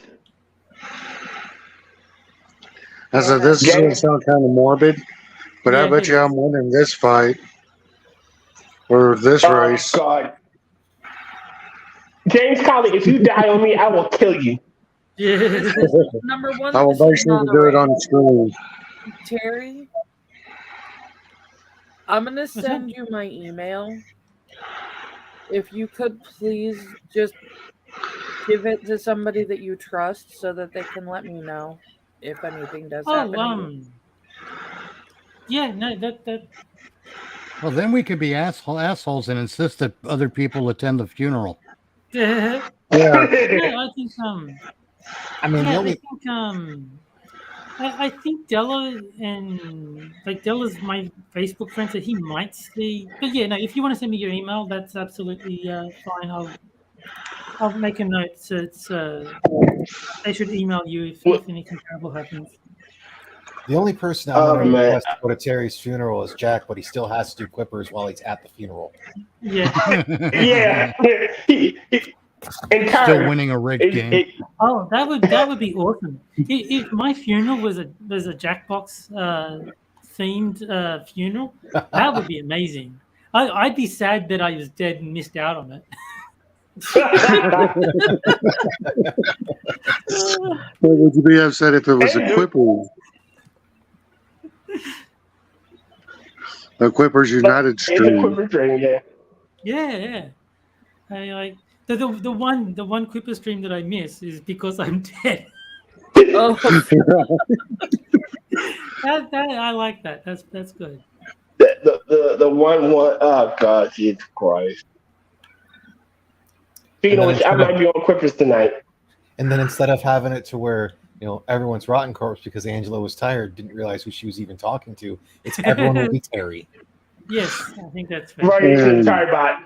And whoever the substitute Terry is, all his answers have to be Steve. Oh, absolutely.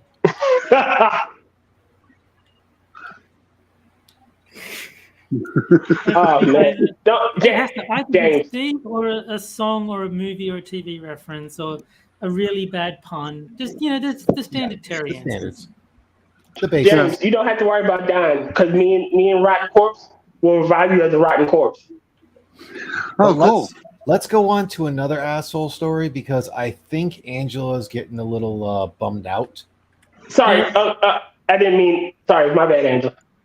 Well, the rest of us all have, I think, a sensible, dark sense of humor and are morbid about a lot of this stuff, but we probably ought to move on just to be safe. I'm pretty sure she's probably not the only one. There's probably someone else in the audience who's like, yeah, you should probably tone it down some. Yeah. I actually have a pretty dark sense of humor. The only catch is that I also sound like I'm dying because my sinuses are off the hook because of this weather issue.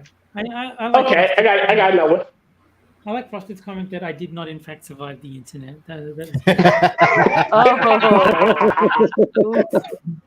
Well done. Well done. Bangarang Frosted. That's awesome. All right, I got an asshole story. Am I the asshole for asking my sister-in-law to watch my kid? Probably. Yeah. I'm gonna say yes. I'm gonna Tentatively. say I need context. I mean, Okay. just asking the question is fine. If she says no and you insist, then it's a problem. But just asking is fine. Does your sister-in-law have access to permanent markers? And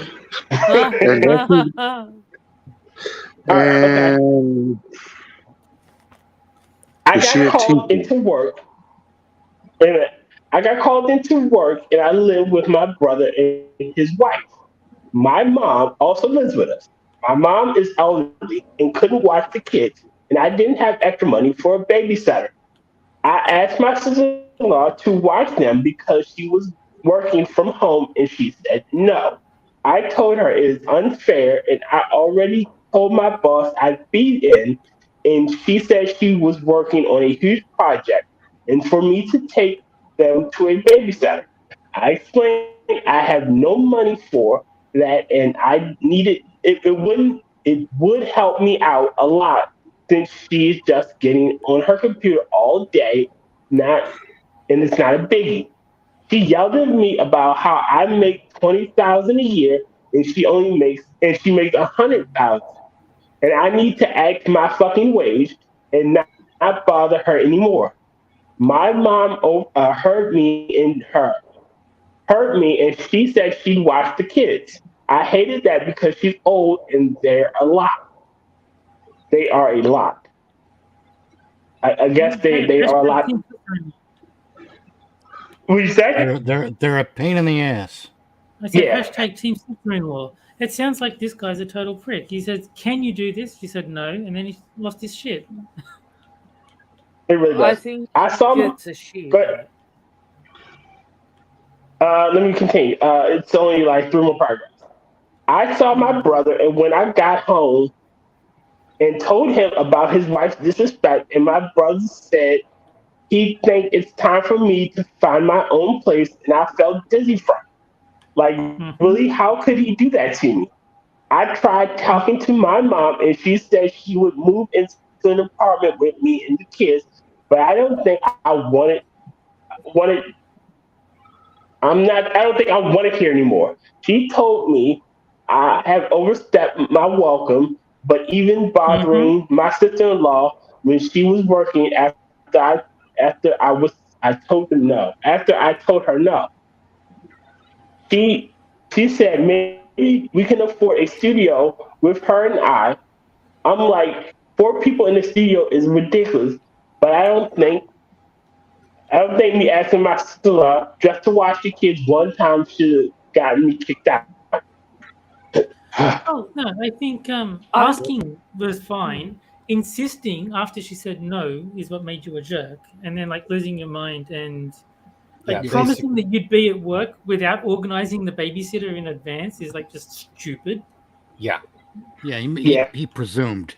You done fucked up at Aaron. Oh, yeah, you really did. What you should have done was say, I need to see if I can get a sitter. If I can, I'll be in. If I can't, I can't. Yeah. You know what he did? He insists upon himself. Okay, number one, I'm 90% certain that he's a she. I'm more than likely it's a female. Well, wait. And I was agreeing. Number two, turning around and telling your sister-in-law that because she's just sitting on a computer all day when she's sitting there doing her job, is bitchy to begin with. Oh yeah, positively contagion. Go fuck yourself, you entitled bitch. Yeah. Set her up.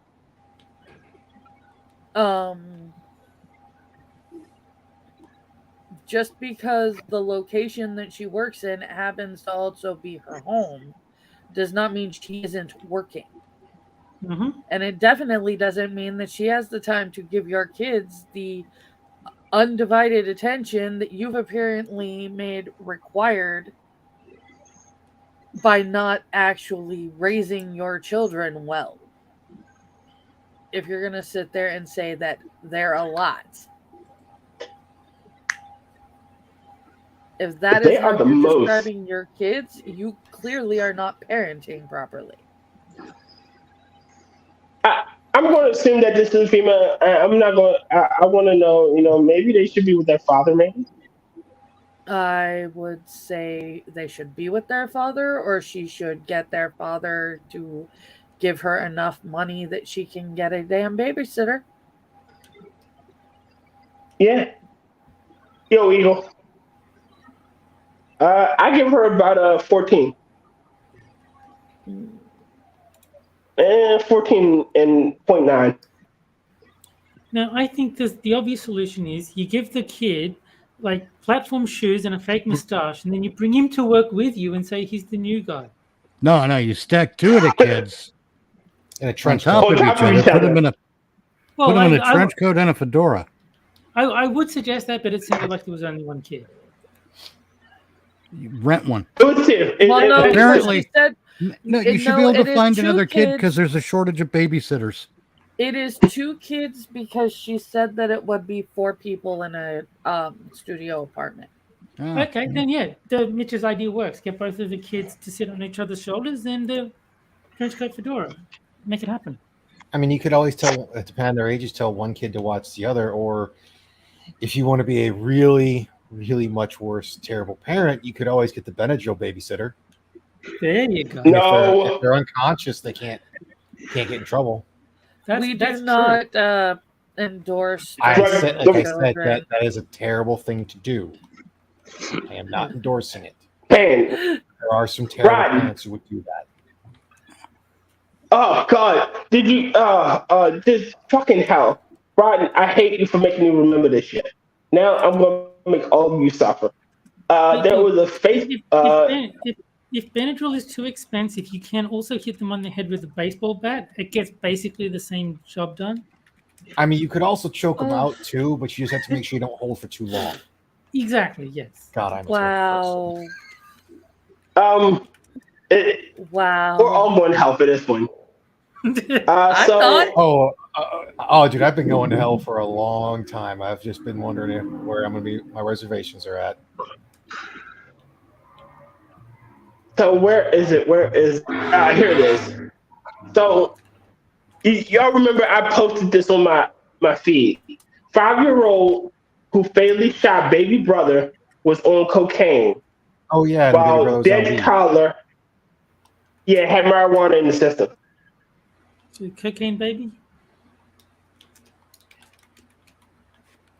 No, he got into the cocaine. I'm assuming that the parents were drug dealers. The one kid had cocaine in him. The other kid had marijuana. I think evidence of edibles.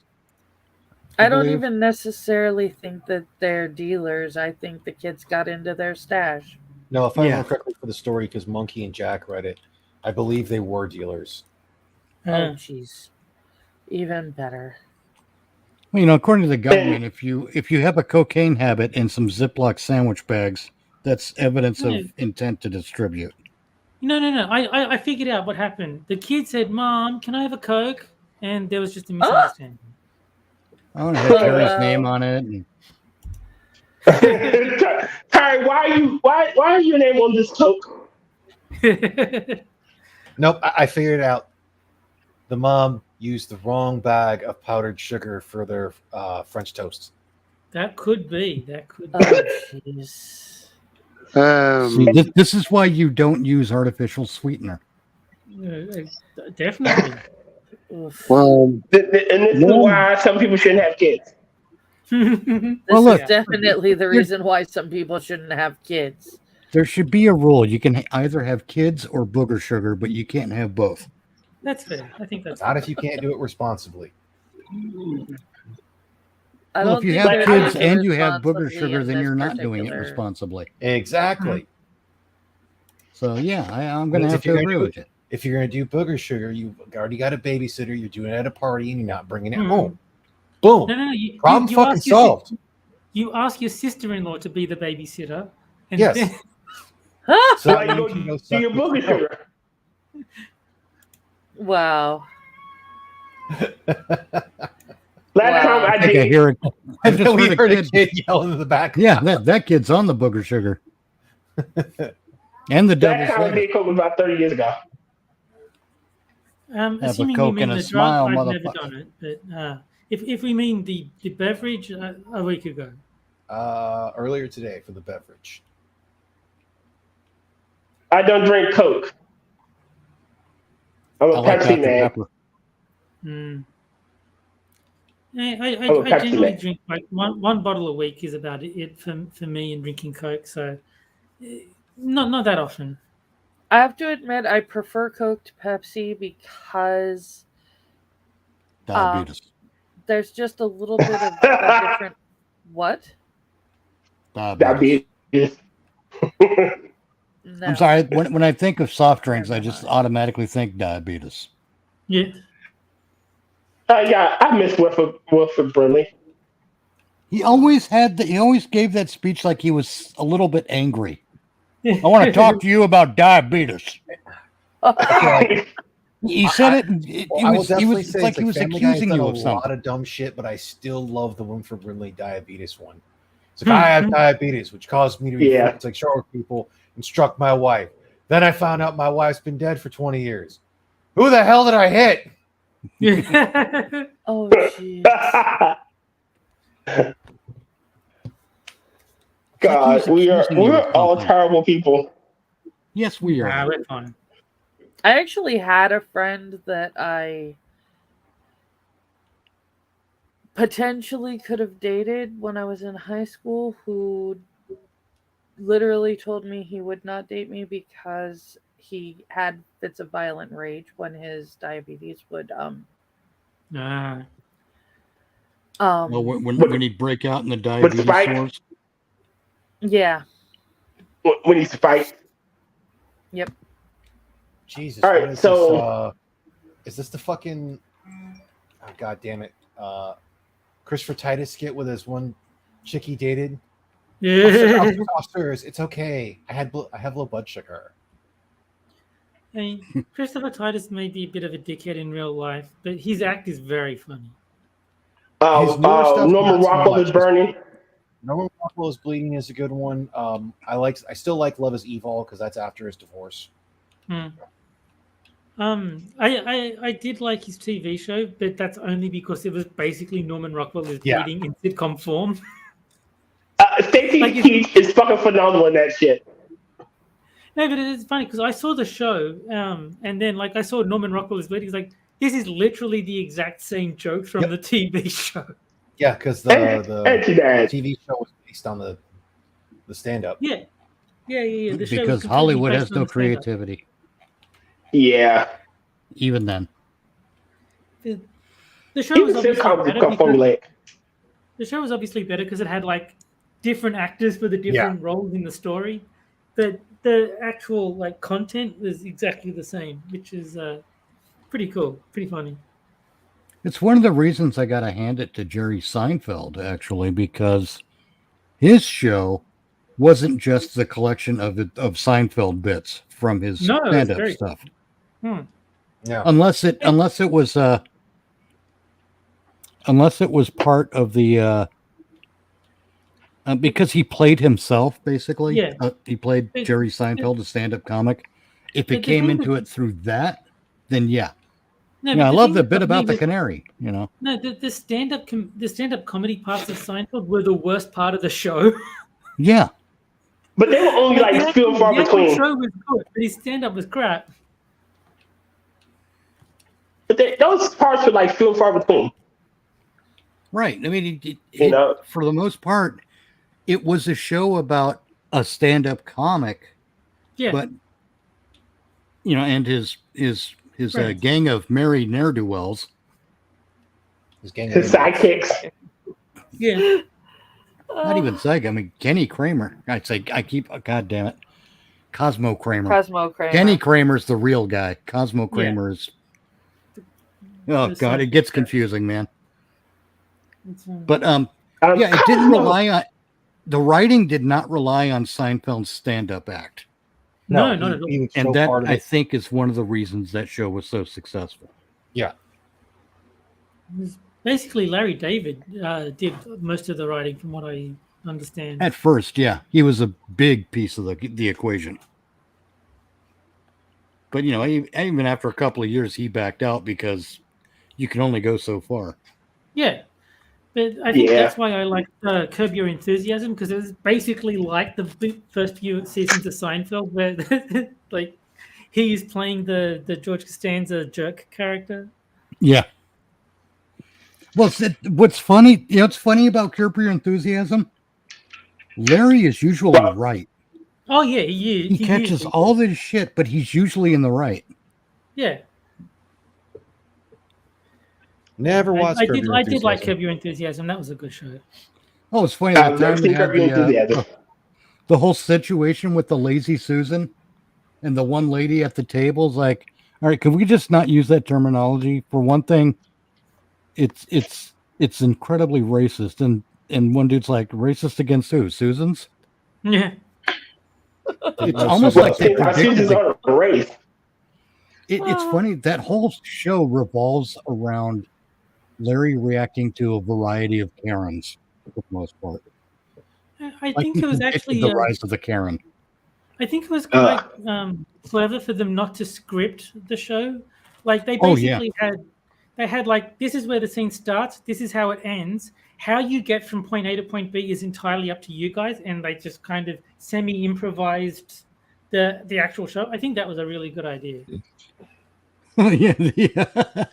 Well, some folks can do that. A lot of folks can't, though. Oh yeah, I know, but he did have a lot of people on that show. yeah. But if you watch us play, what is it, Talking Points, you can see it is very hard to do improv. Most people, and like pretty much everyone in the Quippers United streams, is not good at just improv. It's very, very hard Fucking to do. James was phenomenal with that crazy. There was one he did like a crazy old man. Like, why am I here? The best one I've seen is Ghastly. When we had Ghastly on the stream, he was amazing at the improv stuff. What was I didn't know Ghastly was on. Eat. Well, Frost is good at him. Frost thinks on his feet. Yeah. Bastard. I mean, obviously But we're we- not like terrible, but I'm just saying it's very hard. It sounds easier than it is. It's very hard to just be funny on the fly. Oh yeah, it's a chore because you're gonna have stuff in your basically you come to a stream if you're a funny guy. You come to a stream. I'm talking like I'm a funny guy, or like I think you I am. are. Maybe, but it's not all the time. You know, I bomb all the fucking time, man. Oh, of course, everyone does. Yeah. But you know, it's how you work the bomb and how you maneuver after the bomb. I mean, we can always go through and beat the joke dead or beat the dead joke for the next 6 minutes. Yeah. Oh, jeez. Leave Six alone. He's not part of this. Oh no, I'm not referring to Six. That's just what happened to come out of my mouth in that whole situation. It's true though. I mean, Fucking Hannah Gatsby. Nobody should be fucking Hannah Gadsby. No one is. That's why Hannah Gadsby is so miserable. Probably true. Nobody's fucking her. Because she needs a good dickin'? Well, look, I wouldn't fuck Hannah Gadsby with Hillary Clinton's dick, all right? Or Michelle Obama's. Yeah. No, I wouldn't fuck Hannah Gadsby with Michelle Obama's dick. Yeah. He just said that. I hear thought this that quite was girthy. what he just said. Keep up and with it's us, Michael. It's Michael Obama. Right. Let's get it right. Oh, boy. I hear it's quite girthy, and he killed the goddamn chef. Yeah. I forgot what I was saying. Oh, no. You go in, even with improv, you have material that you've already worked out. And you're just, part of the improv is finding a way to blend it in kind of smoothly, you know? Yeah. And it's the same thing going into a live stream. You've got, especially if you know what the topics are going to be or anything like that, then you know ahead of time that you can work something out. Well, it's like there are people that they'll have the conversation. They're like, "Oh, man, like we're good at this. We ought to like have a live stream about this or whatnot." Then they freeze because they don't know how to do it when pressure's on. Yeah. Not only that, but a mistake I've made, because I get, you know, like with this corruption of bloodshed and the reparations, I can get passionate about things, sincerely passionate. Yeah. But if I know ahead of time that I'm going to be talking about a thing, I won't discuss it in any great detail prior to doing it on the show, on the stream, because it actually takes the wind out of your sails if you do. Yeah. No, it's true. It does. You know what I realized? I was thinking about this earlier. I've realized that I'm comfortable. Like when I first started doing the live streams and whatnot, I really didn't speak much because I was uncomfortable talking. I didn't like the sound of my own voice, you know, when I played it back. But as I started doing more and more with other people and doing it with you guys, I rarely flow. James, like most of the time I flow is because go to fucking house. James. James. Falling asleep on us, brother. Oh shit! I'm sorry. Was that an apnea? Is that what that was? Sorry. No, but like I said, go ahead. Honestly, it sounded like you pissed off a goose. It is I do apologize. similar. I thought I was muted. We haven't decided what it is. Oh. All I know is that I can be wide awake, and it's sort of like narcolepsy. Oh, okay. Is it? I think it's like you have a lack of blood Filthy for the Frank skin might areas? have the cure for James's narcolepsy if he's falling asleep on us. All right, let me get this talking point before you lose it. Give Rotten a signal. Like I said, when I first started this, I hated the sound of my own voice. You know, it didn't sound right recorded. And now that I'm doing this with you guys, I don't have much of an issue talking. Yeah. Like, it's easier to talk when you have other people. Oh, a lot of times you just need that baseboard to jump off of. Baseboard, diving board, basically. That pinch point. Mm-hmm. Somewhere to go. Because like that's one of my problems is because with where I work, since it's so loud and I'm a vocal thinker, I just talk to myself. So by the time I get home from most streams, I'm like, I don't fucking care about much of anything anymore.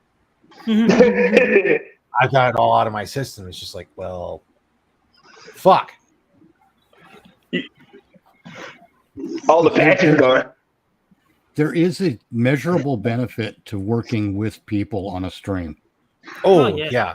Because, I mean, it's like, when I do a gaming stream and I'm doing it solo, it's all very stream of consciousness. And then before I know it, I've gotten into something I'm doing in the game and I haven't said anything in a while. Yeah. Oh yeah, there is zero way I would ever do a solo stream. If for some reason I decided to stream on my own channel, I would have to get people to do that with me. I would not do it alone. There's no way I could pull off a solo stream. That's been the only good thing about being a vocal thinker is I just say what I'm thinking out loud randomly. Yeah. And it's one of the benefits of doing news and current events is that the news article is your script. Yeah. All you have to do is read that and then react to it. That part's easy. I agree. No, I tend to have the whole thing where in my head, like my opinions aren't that interesting. I mean, maybe because I already know what they are, so they don't seem interesting to me. So unless someone is there, like providing, no, talk about this, then I'm like, okay, well I can talk about that if you want me to. But left to my own devices, I'd be like, well, no one really cares what I think about this topic, so I won't talk about that. And then I end up not talking about anything. Again, I don't know. I shouldn't be acting like I'm giving a class on the topic of making a live stream interesting because I really fail at it quite a bit. Welcome to Mitch Nemo's TEDx about how to make a live stream interesting. Yeah, I mean, like Frosty is saying in chat, he couldn't do a solo stream or host an unstructured stream because he can't start a conversation to save his life. Yeah, I mean, if I've got someone to talk to, I can talk to people, but on my own, I couldn't do it. Shit, when we filled in for Tier because he was at Otakon and whatnot. I mean, me and Terry damn near talked for the entire stream about video games and music. Yeah. If I've got someone to talk to, I can talk. That's not a problem. It's just if I'm left to my own devices, I tend to think, well, why would people really be interested in my opinions? So I don't really go into them. I have a theory. And I'm going based on my own experience and the fact that Arthur and I worked together for a few years, for a while there. I mean, it was a legitimate business that we were doing. Yeah, we didn't make millions or anything, but but we learned things. We co-wrote a book together. We did live streams, and we learned a lot. And one of the things I think that can help with doing a stream solo is to train your brain to look for. I'm just going to give an example, okay? Because I don't know if this has a name. Okay. The name is Steve. Maybe you'll tell me if it has a name. But here's what I do, and I've been doing this for a few years. When I watch a movie, and the example I'm going to use is Halloween. Never hot cologne. Let him go. No, let him go. I watch Halloween, and I'm looking for the evidence. I'm not looking for what Dr. Loomis is telling us about Michael, because there's all kinds of theories. Everyone's got an idea about what Michael is and why he does what he does. But I decided I'm just going to look at the evidence that's presented on screen. And if I have to fill in a gap, I have to fill it in a way that makes sense. Yeah. For example, when Michael's behind when Laurie's looking down at Michael through the window with the sheets and the laundry on the laundry line, and Michael seemingly disappears, he just walked away. We don't see him walk away, but we've all been in that situation where we're under some kind of a stress and we're staring at something and thinking about it, and our brain starts to wander. trying to figure out cause and effect and what's going on and all that stuff. We And we do sort overfocus. of self-trance ourselves, don't we? Self-hypnotize in a way. Yeah. And then all of a sudden we notice that the scenery we've been staring at is a little bit different. And it kind of, And it then you breaks the snap frame. back to reality. Yeah. And I think that's there what goes happened there. gravity. That's me filling in a blank. Yeah. If I'm just looking at the evidence, then I have to conclude with the first movie, Halloween, Michael was not trying to kill Laurie Strode. In that one, it's one of two things. It's either he stepped away or she was imagining it. Those are the only two conclusions you can come up with. Yes. I would say she's imagining it. He wasn't hostile, and she snapped back. But no, I don't think she was imagining him standing there, if that's what you mean. I think he was standing there, but I think he walked away. To go where this I is needing to think go. Michael Myers went off to record the Austin Powers movies, and that's why he's not. That's why he disappeared. I'll give you an example of what I'm talking about. How we do that to ourselves. When Well, you I was going drive, to say, how does this connect to streaming, Mitch? That's what you were trying to get at. wait, I'm going to get to that. I was going to say, because it's almost 2.5 hours we're in, and I'm pretty sure Okay, like good Terry point. wants to go eat. It relates to streaming because I'm looking at the evidence and I'm drawing my conclusion based on that and not what the movie is trying to tell me. Okay. And from that, from doing that with entertainment, you can do it with a comic book, you can do it with anything.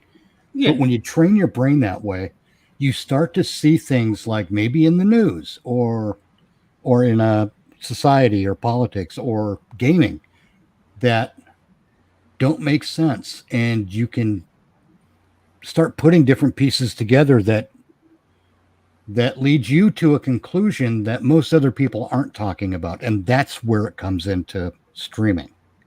Right. Try to look at it from a different perspective. Yeah, you exactly. You've trained your brain to look at things from a different point of view. And when you train your brain to do that in one way, it affects how you look at everything in smaller ways. So when I look at politics, and I keep hearing people going on about socialism, communism, capitalism, and Democrats and Republicans, liberals and conservatives, everyone's getting all their panties bunched up. And I'm just thinking, you people are really focusing on false dichotomies because the only real dichotomy that matters is liberty versus tyranny. And once I started seeing things in those terms, I started analyzing in those terms. And I think that gave me a different perspective in politics. And when I talk politics, I have a point to make now where my observation might be interesting to somebody. And I can see that. That's how it applies to streaming. So find the perspective and stick with it, or well, no, just figure out something to do with your brain. Yeah. Train it in some way, but don't train it in the thing that you want it to be trained in. Train it in another way. You do that, and I tend to do the thing, like I said, being a vocal thinker. And the way I vocalize my thinking is not as if I'm just saying my thoughts necessarily. It's if I'm having a conversation with someone who's actually not there. So, like, I'm getting a response out of myself, basically. So I'll go and say the question and pretty much answer my own questions. And so you talk to yourself. Yeah, obviously. To come to whatever conclusion I'm going to come to. It's not always having the conclusion there. Honestly, everyone talks to themselves. Like, where did I put my keys? You put them there. It's not like you're having a completely different conversation. You're like you say, you're vocalizing what you're thinking. That is pretty funny, Frosted. But funny thing is, an actor in the Halloween movies also had a bit in Austin Powers, so he's killed by Michael Myers and Mike Myers. Terrible, isn't it? That's like what? There's only actually been 2 actors that have been killed by the Terminator, the Alien, and the Predator. Really? It's funny when you mentioned talking Bill to Paxton and Michael Biehn. I think that's it. Yeah. You mentioned talking to someone who wasn't there, and I immediately thought of that poem, Antigonish, by William Hughes Mearns. I've never heard the poem. Oh, it's a short one. Yesterday upon the stair, I met a man who wasn't there. He wasn't there again today. Oh, how I wish he'd go away. When I came home last night at 3, the man was waiting there for me. But when I looked around the hall, I couldn't see him there at all. Go away, you don't come back anymore. Go away, please don't slam the door. Last night upon the stair, a little man who wasn't there. He wasn't there again today. Oh, how I wish he'd go away. I'm gonna need to try to read that one. Only if it was the rent he'd pay. No, I'll put a copy to the link. I'll put a copy to the link in the private chat here. And then, bam. It's time to stop. Where are your parents? Philly Frank's the treasure. Rod, what movie are we doing tonight? Oh, shit. Because last week it was It Could Happen to You. Trapped in Paradise. Oh. All right. And what? And I will say, expect it. I should most likely have a stream or a video on Friday as well, since it's an off day for work because I have vacation. Okay. If I make a video, it's going to be something calculated. I don't know what yet. Okay, sweet. Rodden has his movie review channel where we watch a movie and then we do a review of it. Tonight's movie is Trapped in Paradise. Look for that on his channel. Are you going to do a Talking Into the Void this week? Hopefully I'm going to get out a gaming stream tomorrow as well. Sweet, even better. Talking to the Void usually either Tuesday or Wednesday, depending on how he feels or if he goes to the gym. Yeah. Angela, are you going to be on Quippers tonight? I am. So it'll probably be, God willing, I'll be able to get out early. Now I can be on stream as well. So Angela's going to be on Quippers with James Colley, Gunski, who did our intro, great guy. Frosted Glass, a friend of the channel, Tyribot, going to be on there. I don't know who's the other two people other than myself. Tyribot, which streams aren't you on?